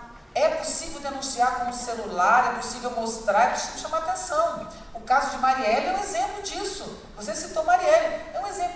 Alguém disse: por que morreu uma policial em Natal e ninguém fez esse escândalo? Porque Marielle é capaz de chamar atenção e a moça não. Porque Marielle tem discurso, porque a gente tem vídeos, porque a gente tem posicionamento. Eu conheci Marielle, entendeu? Eu tenho uma cena da Marielle que tem a nossa logo da nossa empresa, porque nós organizamos um evento que era o Fórum de Favelas, que a Marielle foi convidada. E é uma pessoa com quem eu não concordava 100%, mas é uma pessoa com posicionamento claro. Então, nós somos dominados pelo discurso, não é isso? Então, o posicionamento nosso como discurso no mundo pode mudar o rumo das coisas. A minha tese, junto com a história do saber, que o compartilhamento do saber é a criação de um novo poder que a gente não percebeu ainda, tem também a visão do Michel Foucault sobre os micropoderes. Micropoderes são microlutas. Microlutas são proteção dos animais, a defesa da diversidade de gênero, contra o assédio no ponto de nos ônibus, contra a alimentação com agrotóxico. Tudo isso é microluta. Isso é micropoder. A ligação entre os micropoderes destrói grandes poderes. Não precisa uma reunião com todos para mudar não. Várias coisas diferentes, a partir de pontos comuns, muda a lógica da sociedade. Nós vivemos um período de micropoderes, né? Então, eu concordo com a sua fala, com a fala de quem perguntou, mas a minha fala é muito mais esperançosa. Sim, estão descontrolando. E você vai fazer o quê? Vai ficar aí olhando e compartilhando idiotice? Né? Quantos amigos doutores me mandam idiotices? Eu mesma não acreditei lá em janeiro de 64. Gente, era a coisa mais ridícula. Foi olhar de novo, estava colado grosseiramente, gente. E eu sou treinada nisso e caí. Entendeu? Então, esse é o desafio. Seja esperto que tudo dá certo. Só um comentário a essa fala sua. Que notícia que eu tive recentemente que gigantes da alimentação, como por exemplo Coca-Cola, Nestlé, Heineken e outros e tal, estão perdendo dinheiro, né?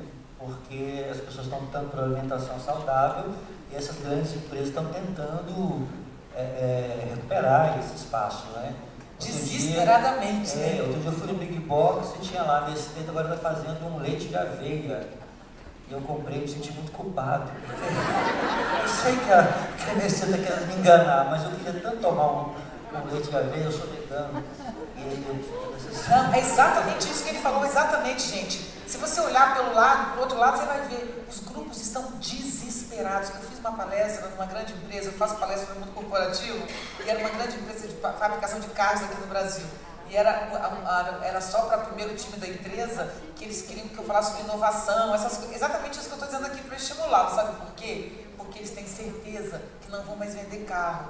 Então eles têm que inventar outros modos de locomoção sustentável, porque eles têm certeza. Sabe qual foi a pesquisa que mostrou isso? Foi apresentada no evento? É que jovens de classe média e classe alta não querem carro. Os únicos que ainda querem carro é quem nunca teve. Quem realmente quer um carro é uma família pobre que nunca teve um carro, classe média que nunca teve um carro. Essa pessoa quer um carro, mas quem já tem carro quer deixar o carro em casa. Isso é um desespero para a indústria. É um fato, né? A gente tem poder, gente, por favor, tomar esse mundo aí na nossa mão.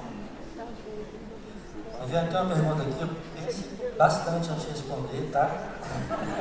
A pergunta é a seguinte, a pessoa infelizmente não assinou. Você já pensou em entrar para a política? Eu já fui convidada. Olha só, será que o melhor líder não seria alguém que fomente o pensar? Eu já fui convidada várias vezes para ser secretária de Educação e de Cultura, mas especialmente de Educação. Em vários lugares diferentes, porque eu conheço o Brasil inteiro com a palma da minha mão. Conheço inteiro. Esse último ano, eu fui muitas vezes em uma região que eu ia pouco. Teresina, Rondônia, Roraima e Acre.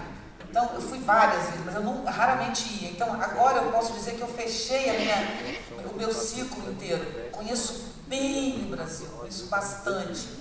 E fui convidada várias vezes. Nunca aceitei, nunca aceitaria. Gente, eu sou uma pessoa desequilibrada no serviço político. Eu sairia chutando, falando sério, as pessoas têm que saber o seu limite. Entendeu? Eu sou indignada demais para gestora mesmo. Eu sou uma excelente consultora. Eu enxergo as coisas de um ouvido, sabe? Mas se você me coloca na frente do processo, eu sou capaz de dar um piti, sair gritando, xingando. Tá errado. O gestor tem que ter mais calma que eu, né? Eu, felizmente, vou falar a verdade, já que estamos íntimos agora, eu posso falar a verdade. Eu cheguei aqui, eu brinquei ontem lá em Campo Grande, o povo morreu de ir, falando da importância de entender que a gente é ninguém, entendeu? Porque eu sei que eu sou ninguém, que eu respeito vocês, poxa, eu preciso de vocês, eu sou ninguém. Agora, se eu acho que eu sou o máximo, né? Eu não preciso de ninguém. Eu estava trabalhando isso com eles. Falei que foi de pé na bunda e pé na bunda que eu cheguei até aqui, né? Então, a gente é guiado na vida pelos sofrimentos. Você leva uma pancada, você segue adiante, cresce, né? E eu sou uma pessoa que tem realmente desequilíbrios muito grandes, psíquicos. Eu poderia, se fosse outra época, estar internado. Sabe aquele pessoal que o Descartes mandou internar, assim, logo depois dos malucos? Eu claramente estaria na ala dos malucos. Por sorte, meu pai e minha mãe não gostavam de remédio, então não me drogaram com aquelas coisas que dão para criança, né? Mas eu sempre tive muita angústia, sempre fui muito excessiva. Aí o que aconteceu com o tempo? Eu tive uma adolescência, uma juventude muito alegre, como todo mundo, mas com muita angústia. Por isso que eu adoro ficar velha. Eu acho que eu mais linda do mundo é a idade, porque hoje eu sou tranquila, eu amo a vida agora. Que hoje eu consigo respirar, falar aqui com vocês, sem ter um ataque, né? E por fim, é que o Nietzsche chama de virtude, que é você transformar o seu sofrimento em alguma coisa que te mova adiante, né? Hoje eu vendo meu sofrimento, vocês estão comprando, por exemplo. Estou ganhando dinheiro com meu sofrimento, é uma coisa que eu olho e falo, incrível. Os poemas saem de uma dor infernal, o pessoal compra, acha lindo, eu falo, que obrigada, não sabia que isso tinha valor. Viviane, uma questão bem prática aqui. Como efetivamente separar a notícia falsa da verdadeira? Conhecimento ou estratégia de pesquisa? E só um comentário que eu vi uma fala sua, se não me engano, na sua rádio, a Rádio Viviane, que você diz que você tem amigos conhecidos que são pós-doutorado, pós isso e pós aquilo, e que ficam compartilhando notícias falsas, absurdas e tal. Enfim, como é que a gente combate isso? Isso tem uma regrinha muito simples. Quando a maioria, não é sempre, porque tem uns muito especializados que te enganam mais ainda, mas a princípio é fácil.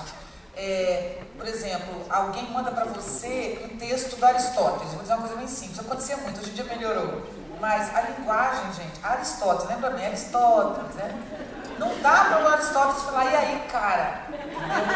Por exemplo, Clarice Lispector foi coitada da Clarice Lispector. Então, aí você lê, presta atenção, um poema da Clarice Lispector. A Clarice Lispector escrevia poemas, queridos. Acordem, Clarice Lispector escrevia prosa poética, ela não escrevia verso. Então, verso de Clarice não é Clarice. Mas isso aí ainda depende do mínimo conhecimento da coisa, né? Mas, exemplo, me compartilharam na época que o Supremo estava julgando alguma coisa importante, não me lembro quem, que era uma coisa importante no Supremo Tribunal.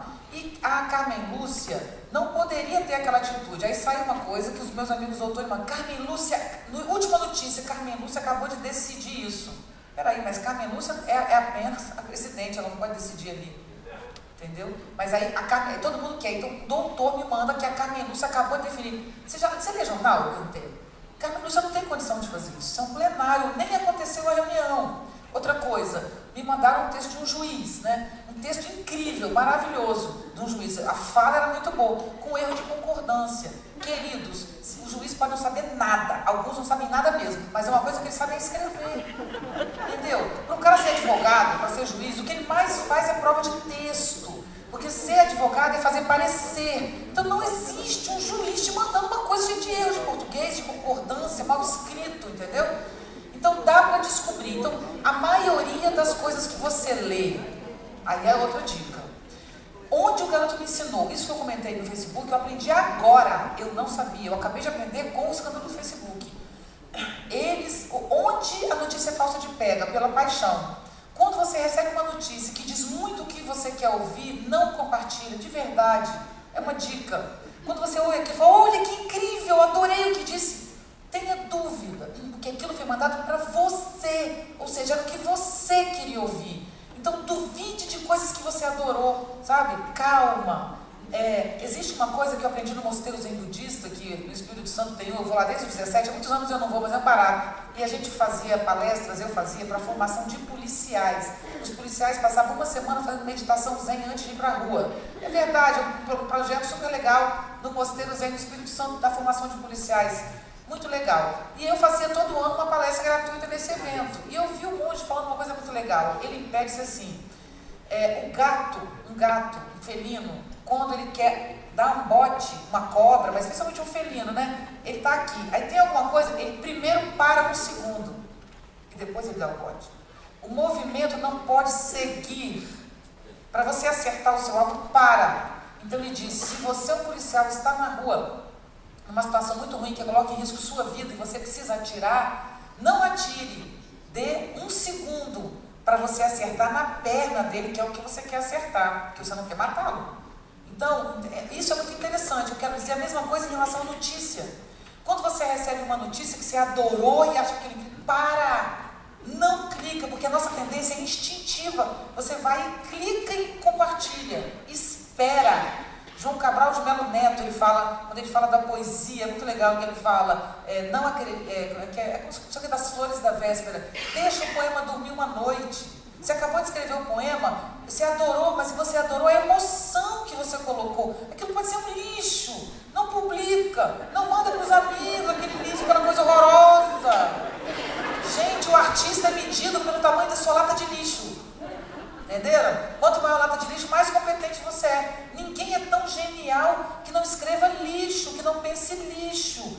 Então espera. A postagem que eu faço na minha rádio, por exemplo, que não é rádio, é uma fala minha, eu faço 8, 10 vezes até publicar aquilo ali. Você acha que eu sento aqui, menina genial, mulher incrível essa mulher, né? Genial! Não! Eu falo, ouço, gravo de novo, ou falo, isso aqui pode dar um problema, isso aqui pode gerar uma mal entendida. Gravo de novo, que porcaria de preguiça é essa? Né? Então eu acho que se você quer identificar notícia falsa, não tenha preguiça, não seja tão rápido no gatilho, respira e desconfie de coisas que você adorou demais. Isso já ajuda bastante. Agora eu tenho certeza, eu acabei de pensar isso, eu vou pensar mais, vocês vão pensar comigo, a gente juntos vai descobrir maneiras de se proteger, certo? A gente vai encontrar maneiras. Inicialmente, entendendo o perigo já ajuda bastante.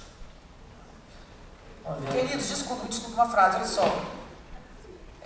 Nós sempre fomos manipulados, vocês sabem disso. Mas a coisa está num nível mais complicado de manipulação de robô, de compartilhamento de dados de Facebook, que dado é um ponto fraco, certo? Que vai no seu psiquismo e na tua alma. Nós não podemos ter pessoas no nosso país nos guiando nesse momento de desintegração e horror que a gente vive. Vocês têm que ter que se caracterize por ser aquele que mais manipulou. Porque se tudo correr como está indo, vai ganhar essa eleição quem melhor usar fake news, é isso? Quem melhor destruir a imagem do outro, né? Então, olha o que nós estamos fazendo com a nossa vida.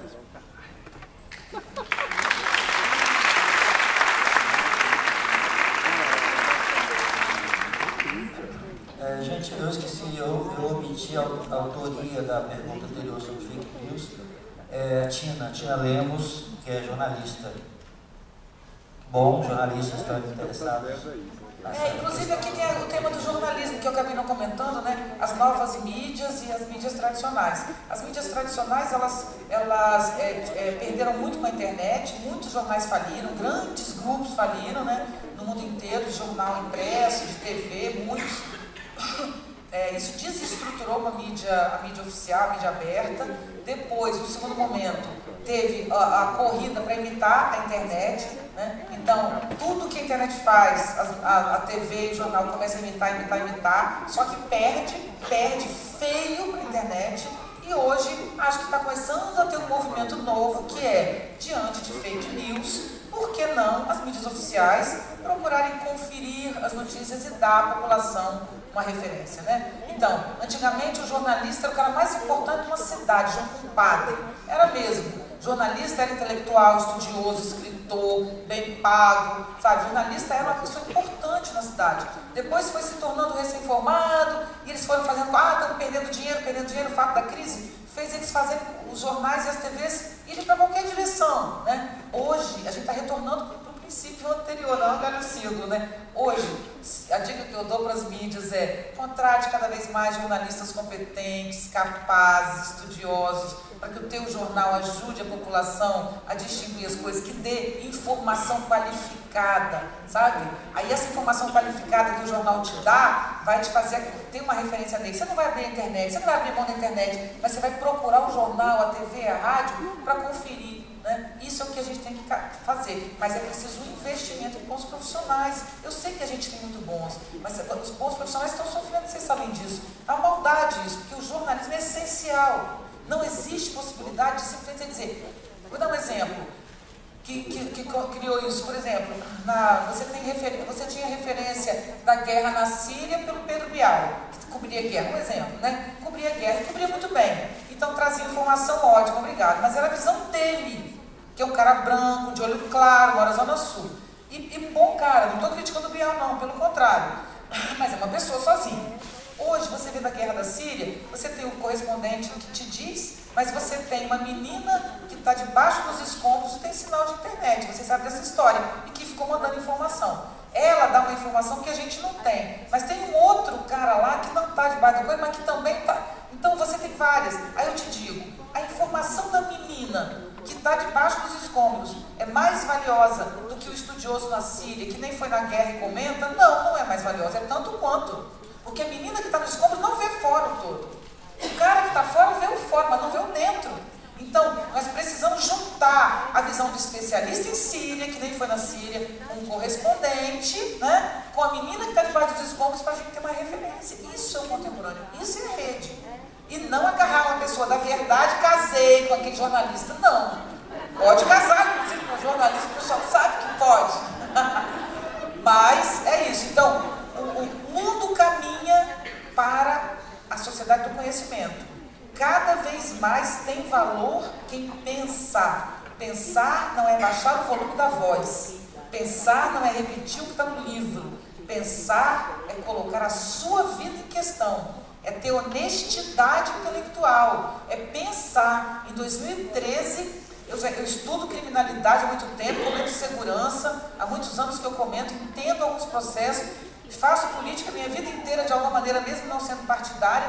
Quando as pessoas foram para a rua em 2013, eu pirei a minha cabeça. Eu fui contra e eu ficava em pé dentro de casa. O que vocês estão fazendo? Porque de 2013 a gente chegou até aqui. Você não pode simplesmente chamar todo mundo para ir para a rua, não. Porque todo mundo na rua tem também o crime organizado, tem também muita gente ali, né, que quer o regime militar de volta. O que aconteceu? Quem se cansou de estar na rua voltou para casa, e quem continuou na rua foi a criminalidade, foi a direita e foi o retrocesso.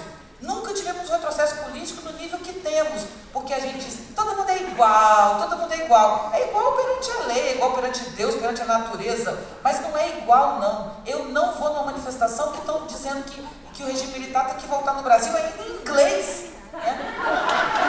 Pode chorar. Para finalizar, destruíram meu Facebook, eu fui ameaçada de várias maneiras, inclusive de presídio, telefonemas, porque eu comecei a dizer a participação do crime organizado nas manifestações, que era muito grande. Eu recebi a proposta de segurança da CPM, me perguntaram se eu precisava de ajuda, porque eu era ameaçada, mas eu precisava ter honestidade intelectual de dizer o que eu estava vendo ali naquele momento, e disse. Não me arrependo. A gente precisa se posicionar. Não é o tempo todo, não. Não, você pode morrer. Cuidado onde você vai se posicionar.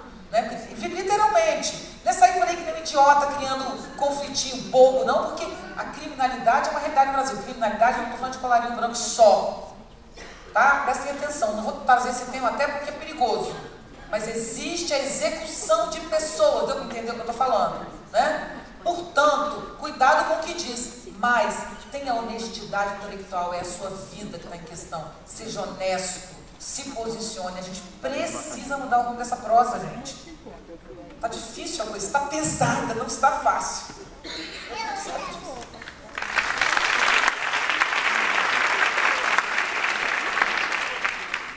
Aí volta a pergunta inicial, você está no lado dos otimistas ou dos pessimistas?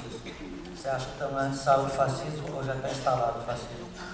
Eu sou incorrigivelmente otimista, mas isso é erro físico, sabe, corporal? Eu venho de uma família muito alegre. Meu pai, que morreu há 2 anos atrás, era um cara muito alegre, italianão, sabe, nasceu numa colônia italiana. Minha mãe é toda diferente do meu pai, aprendeu com meu pai, mas meu pai é um cara assim, a gente bebia vinho em casa quando criança, sabe aquela coisa? É verdade, a família italiana, todo mundo bebe, todo mundo ri, todo mundo brinca, todo mundo... É uma coisa a minha família, e realmente muito intensa. Então eu cresci sempre assim, levanta a cabeça e vamos pra luta, sabe? É uma coisa muito ativa. Então eu tenho esse defeito físico, eu sou incorrigivelmente otimista. Eu sempre acho que tem um lado legal que a gente tem que acessar, mas a situação hoje, deixa eu ver como é que eu falo isso, é porque é perigoso. O maior perigo hoje nosso é a gente se tornar o México. Nosso problema não é político maior, nosso maior problema é o crime organizado que toma conta da política. É só isso que eu quero dizer.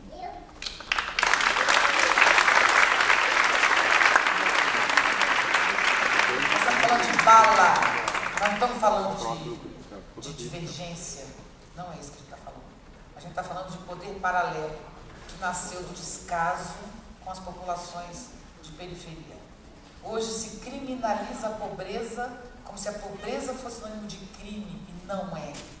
A pobreza a situação do Rio de Janeiro é retrato. Os bonitos, os ricos ficam aqui e os outros ficam em lugar nenhum. Não é que deram a favela para os pobres, é não lugar. O não lugar foi sendo ocupado sem endereço. Como diz Michel Foucault, a cidadania, quando a gente ganha vigilância. Se você tem água encanada, você tem endereço. Eu posso prender você. Quando você não dá cidadania, você não dá endereço. Quando você não dá endereço, você permite a existência do poder paralelo.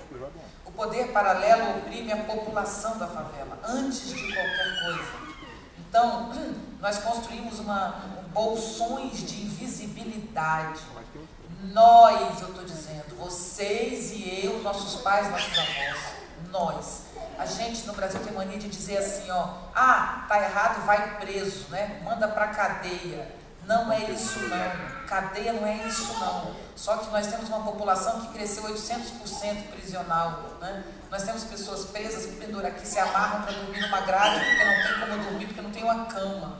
Nós temos uma pessoa que cometeu um acidente de trânsito, não é nem por bebida não, porque isso é um crime ainda pior, mas eu digo, por distração, matou uma pessoa, e essa pessoa pode ir presa dependendo da situação que ela está, e essa pessoa vai estar do lado de um que matou 30, entendeu? Então, o garoto que vende droga na comunidade para pagar sua própria maconha, é colocado do lado de um traficante que cometeu crimes hediondos. Então, a gente não quer ver. Ir para a cadeia vai para o lugar da invisibilidade. ou a gente passa a olhar, inclusive, para a cadeia, direitos humanos quer proteger preso. Não é isso, não. É que quem não recebe o mínimo de direito, que é o que um ser humano tem direito, perde também qualquer vínculo de responsabilidade social. Quando você pega populações e tira delas tudo, elas podem devolver a você o que elas quiserem. Então, dar cidadania às pessoas, inclusive aos presos, é ganhar o mínimo de cidadania, de possibilidade de coesão, de existência social. Então, ou a gente elimina não, que é muito romantismo, ou a gente diminui o abismo intransponível entre favela e asfalto no Rio, que é a metáfora de todo o Brasil, nas suas periferias, ou a gente respeita os pretos, por favor, porque hoje nós vemos o extermínio da juventude negra no Brasil, é de uma crueldade. A segunda razão de morte de jovens no Brasil não é suicídio, no mundo inteiro é, no Brasil é a terceira, porque no Brasil assim, a primeira é trânsito como no mundo todo. A segunda é suicídio no mundo todo. No Brasil é homicídio, que é a segunda razão. Só, queridos e queridas, que 80% dos jovens que são assassinados no Brasil são negros. Porque são a maioria bandido? Não. É porque os negros moram na periferia e é ali que a morte acontece. Nós estamos cometendo a destruição da comunidade negra, da juventude negra no Brasil. E a gente fala isso, mas ninguém quer ver, acha que isso é besteira. Aí quando alguém sai com um fuzil na rua, no Rio de Janeiro, vocês estão assistindo? A nossa intervenção linda que está acontecendo no Rio, que dobrou o número de assassinatos, dobrou. Essa semana não aconteceu nada, reparou que não aconteceu nada? O que será, né? Porque temos coisas para julgar, porque vai e volta, entendeu? Aquilo ali, menino, é uma beleza. É uma manipulação inacreditável. Parece que tem uma conversa boa ali que, né, as coisas agora. Eu estou falando demais, tá vendo aqui? Ó, a pessoa fala demais. O fato é que nos interessa a todos o que está acontecendo com a juventude negra. Nos interessa a todos o que está acontecendo no Brasil hoje, nos bolsões de miséria e de pobreza. Ou a nossa carne, a nossa vida, a nossa existência, a nossa humanidade olha para isso, ou não haverá mundo. Não é só Brasil, não. Porque a mesma coisa acontece com os imigrantes na Europa, acontece com os muçulmanos também que estão na Europa fugidos. É isso que acontece no mundo inteiro, a intolerância e o ódio. Ou a gente tem 7 bilhões de pessoas, ou a gente aprende a conviver, que agora convivemos todos na rede, inclusive, né? Ou a gente aprende a conviver ou não haverá mundo. Então, se eu sou otimista, eu sou, porque ou a gente sai deste buraco para um salto civilizatório inacreditável, ou a gente vai para um buraco inacreditável. Eu tenho certeza que a vida sempre vence, a gente vai vencer essa parada.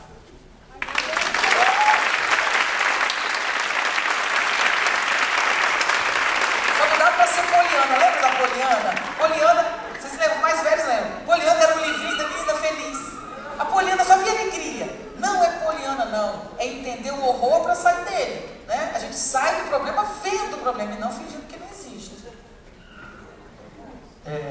Viviane, continuando nessa linha, recentemente teve um processo no Brasil, um processo político de inclusão social, cotas raciais, né? Isso levou a um número inédito de jovens negros à universidade. Até que ponto isso gerou ódio, gerou intolerância e que agora se volta contra, né? Eu tenho um amigo, professor universitário, que disse para mim, Viviane, você não ia aguentar o que a gente está vivendo lá. Eu falei, o quê? Ele falou, eu entro na sala dos professores, eles dizem assim, não aguento mais tanto pobre, essa universidade está destruída. Essa é a nossa realidade. Não dá para, olha só tem preto e pobre, não aguento mais, eu quero me aposentar, eu quero sair. Essa é a nossa realidade, eu não sei nem como comentar uma coisa dessa. Então, assim, não foram só as cotas que deram, raciais e sociais, que aumentaram o ódio.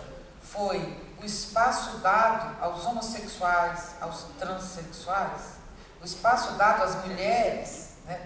Tomado pelas mulheres. É isso que faz ter ódio. Ele falou uma coisa que eu não ia dizer, mas é necessário. Às vezes, é necessário.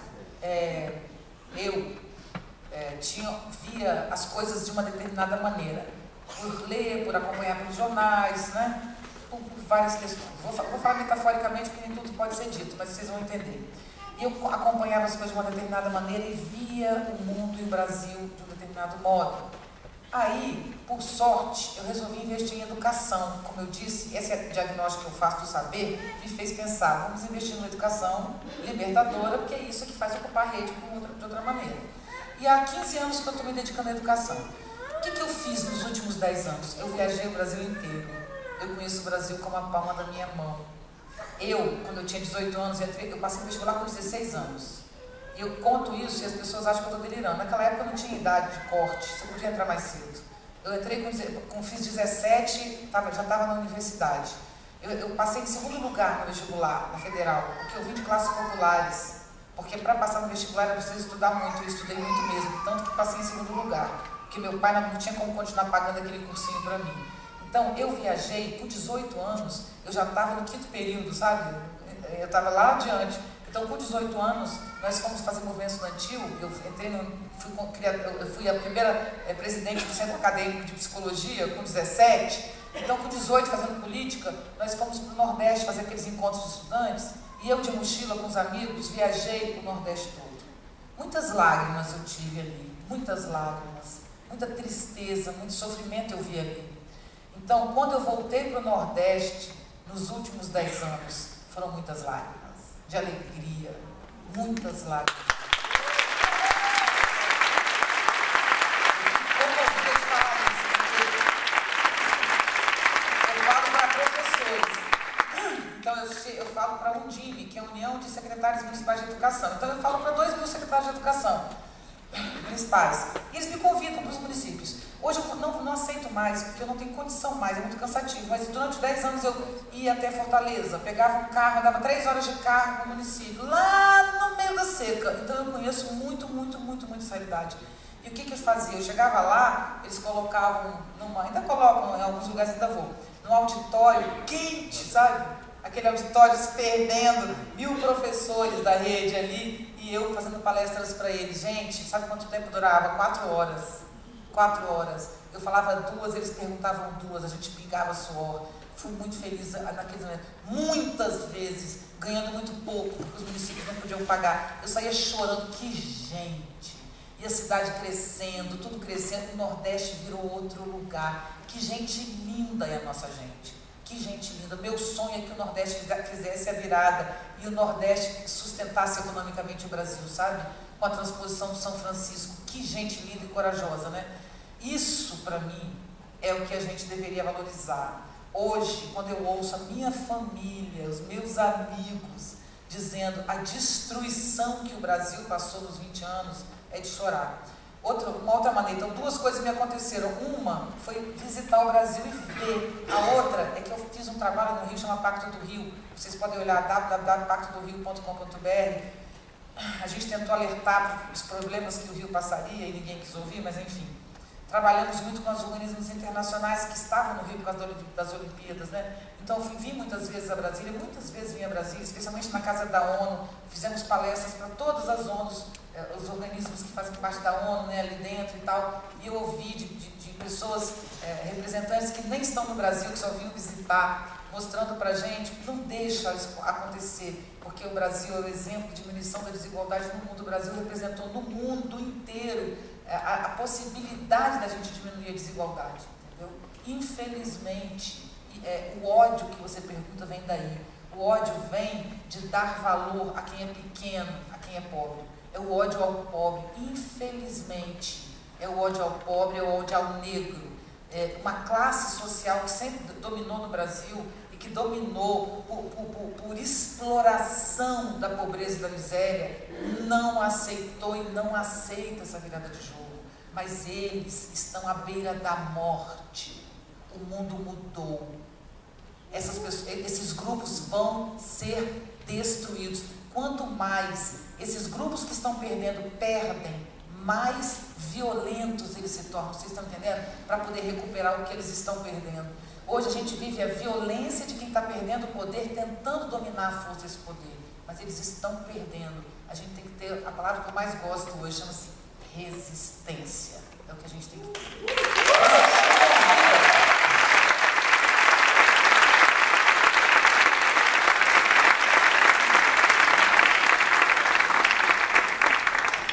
Olha, gente, com essa fala, a gente poderia encerrar, um grande finale, mas vocês querem que encerre?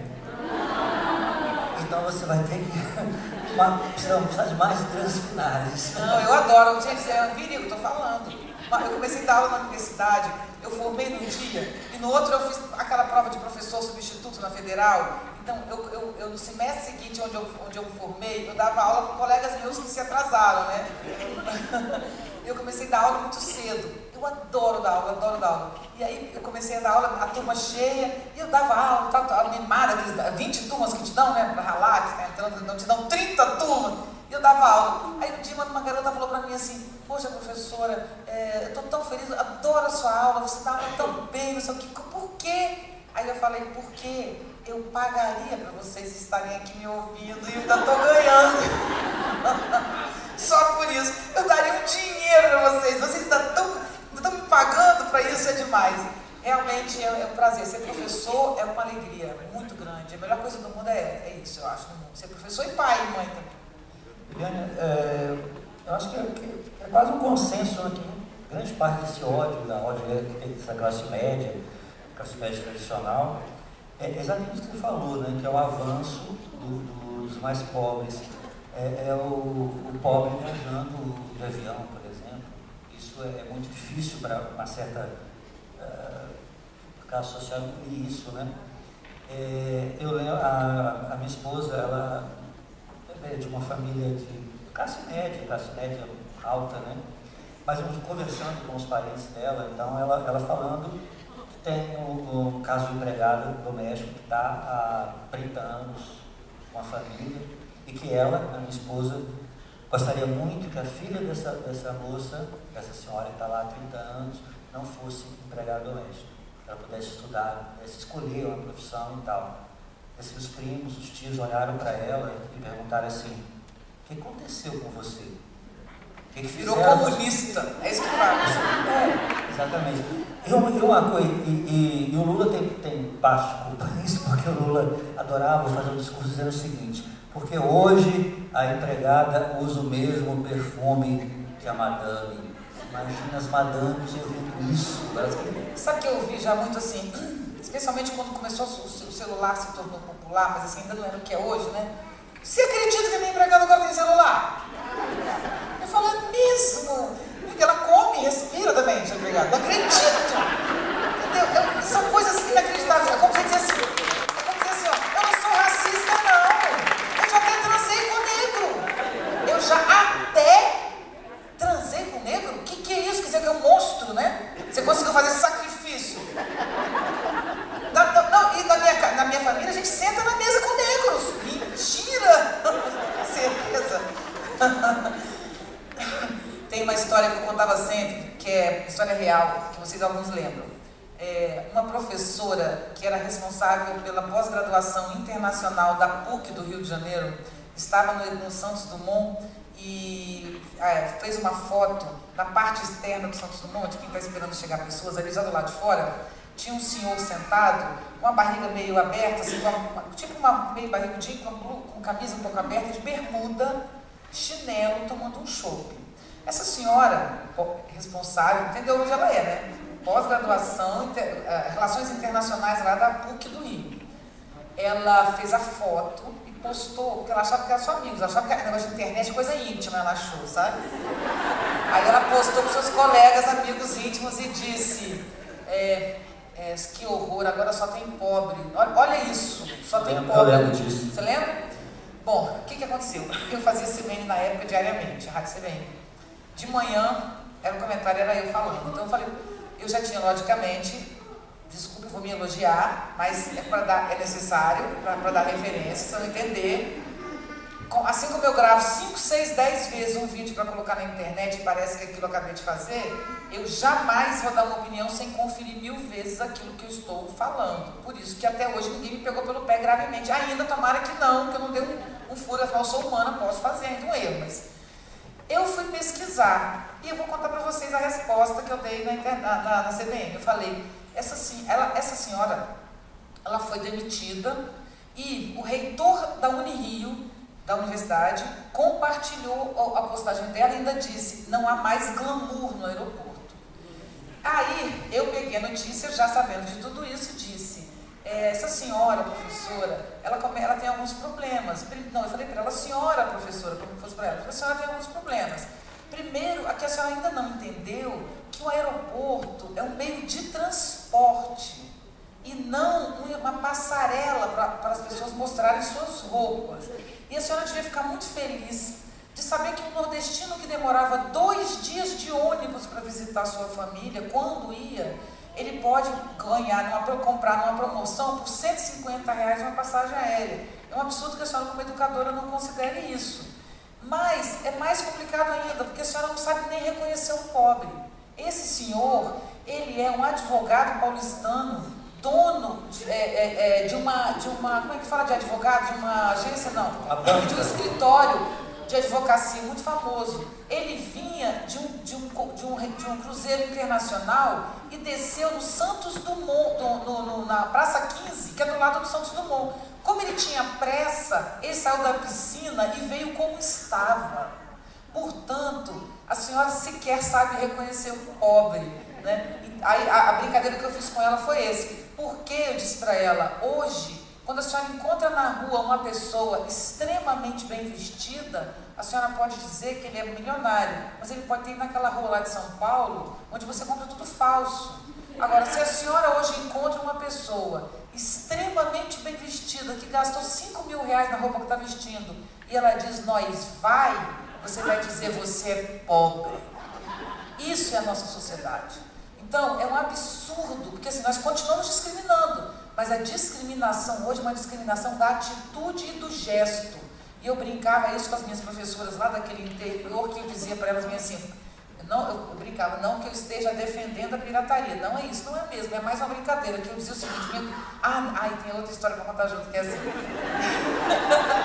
era um evento de alto luxo, eu faço palestras bastante, agora estou até diminuindo, porque a gente vai ficando velho e a vida vai dando os presentes. Calma, relaxa, mas eu trabalho pra caramba.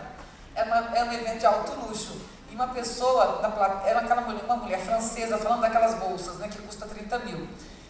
E eu esperando para chegar a minha hora, para analisar o contemporâneo. Aí o cara levanta e fala assim: eu queria saber como distinguir as bolsas, né? Como fazer para distinguir? Eu não consigo distinguir de uma falsa, porque afinal de contas tem as ruas na China que são as cópias das cópias, é a cópia da cópia da cópia, e tem cópia que você realmente não identifica.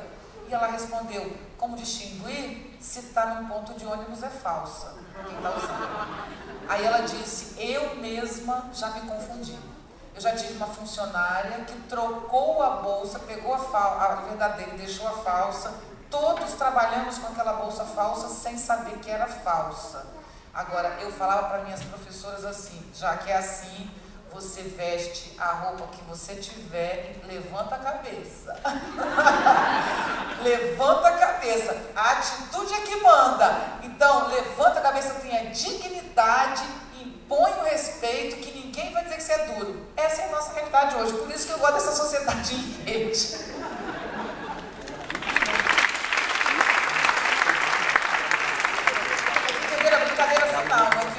Sim, você pode usar a roupa falsa ou verdadeira, não é isso.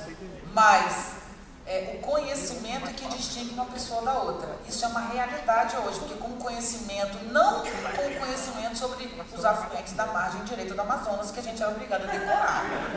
Não é o conhecimento que precisa do CPF e da identidade do Machado de Assis. Ninguém estuda Machado de Assis no Brasil. Você estuda o dia que ele nasceu, o dia que ele morreu, o nome do pai, o nome da mãe, mas você não estuda Machado de Assis. Basta um conto do Machado de Assis para você amar Machado de Assis, mas você não lê nenhum. Você tem que copiar na prova o que é. Então, se não é esse conhecimento, se é conhecimento mesmo, esse que a gente está fazendo aqui, isso é a chave do poder hoje na sociedade, né? Então não adianta você comprar roupa cara se você não sabe falar, se você não se interessa pelo que está acontecendo no mundo. É o contrário, interesse pelo mundo e não gasta dinheiro com besteira.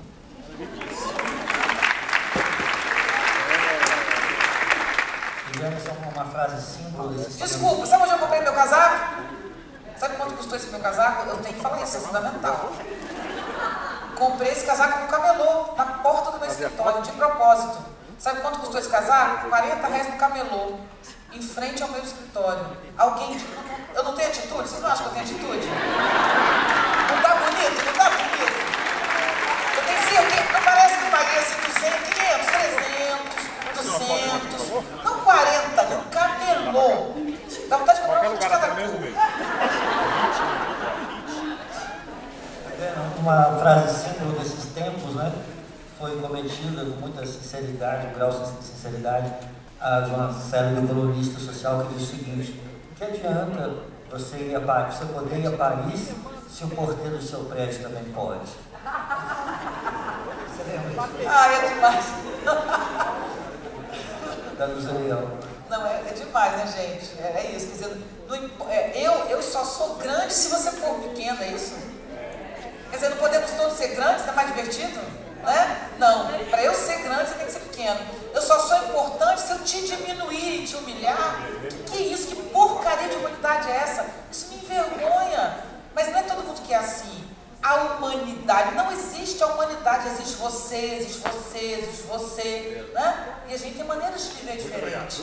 Eu amo o Nordeste por isso, amo de paixão. Eu amo o Sul também, adoro o Brasil inteiro. Mas o Nordeste tem uma resistência física, uma coragem, um brilho no olho, sabe? Uma paixão pela vida. O que é aquela cultura, o que é aquela comida, aquela dança, sabe? As festas de todo tipo. Que coisa mais bonita esse Brasil. A gente não pode desistir do Brasil, gente, por favor. Não vamos desistir desse país. Eu acho que a gente está finalizando, certo? Eu acho que eu estou ficando sem assunto um pouco já. Já contei todas as gracinhas, já fiz todas as piadas. Eu acho que eu posso falar um poeminha, se vocês quiserem. Porque aí termina. Pode ser? Pode ser 2? Entenderam como eu pago o pessoal para vir aqui? Eu estou pagando a galera. Ontem, em Campo Grande, me pediram para falar um poema. Então eu falei, não, só se for 2, porque para falar um, eu quero falar o que eu quero falar primeiro. Vocês me pediram, mas eu falo 2 assim mesmo. Ó, o primeiro é um que tem a ver com o que a gente falou. Eu queria dizer uma coisa que eu não posso sair dizendo por aí. É um segredo que eu guardo, uma revelação que eu não posso sair dizendo por aí. Eu tenho medo que as pessoas se desequilibrem de si, que elas caiam delas mesmas quando eu disser. É que eu descobri que a palavra não sabe o que diz, a palavra delira, a palavra diz qualquer coisa. A verdade é que a palavra, ela própria, não diz nada. Quem diz é o acordo estabelecido entre quem fala e quem ouve. Quando existe acordo, existe comunicação. Mas quando esse acordo se quebra, ninguém diz mais nada, mesmo usando as mesmas palavras. Isso aqui é apenas para lembrar que a gente tem que aprender a fazer acordos. E agora eu vou falar o que eu falei ontem lá, que me pediram, que é outro tipo de poema, mas vamos lá. Quem tem olhos para ver o tempo, sobrando sulcos na pele, sulcos. Quem tem olhos para ver o tempo, sobrando sulcos na pele. O tempo andou riscando meu rosto, com uma navalha fina, sem raiva nem rancor. O tempo riscou meu rosto com calma. Eu parei de lutar contra o tempo, eu ando exercendo instante. Eu acho que eu ganhei presença. Eu acho que a vida anda passando a mão em mim. Eu acho que a vida anda passando a mão em mim. Eu acho que a vida anda passando. Eu acho que a vida anda. Em mim a vida anda. Eu acho que a vida em mim anda passando. Eu acho que a vida anda passando a mão em mim. E por falar em sexo, quem anda me comendo é o tempo. Se bem que faz tempo, mas eu escondia, porque ele me pegava à força e por trás. Um dia resolvi encará-lo de frente e disse: tempo, se você tem que me comer, que seja com meu consentimento. E me olhando nos olhos, eu acho que eu ganhei o tempo. De lá pra cá, ele tem sido bom comigo. Dizem que anda até remoçando.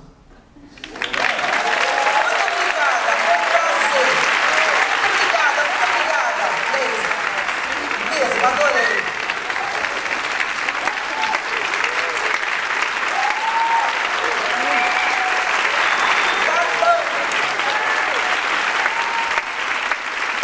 Espero que vocês me convidem para voltar. Vai ser um prazer. Obrigada. E amanhã a gente tem um monte.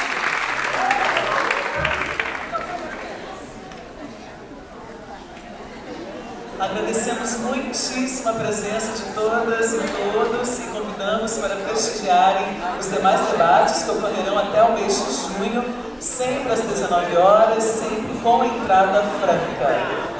No dia 17 de abril, nós teremos a satisfação de receber aqui no Museu Nacional da República o escritor, professor e pesquisador Gessé Souza, para realizar a conferência A Formação do Brasil do Descobrimento aos Tempos Atuais, a Herança Cartorial, o Patrimonialismo e a Cultura de Privilégios. Estão convidadas e convidados a comparecer.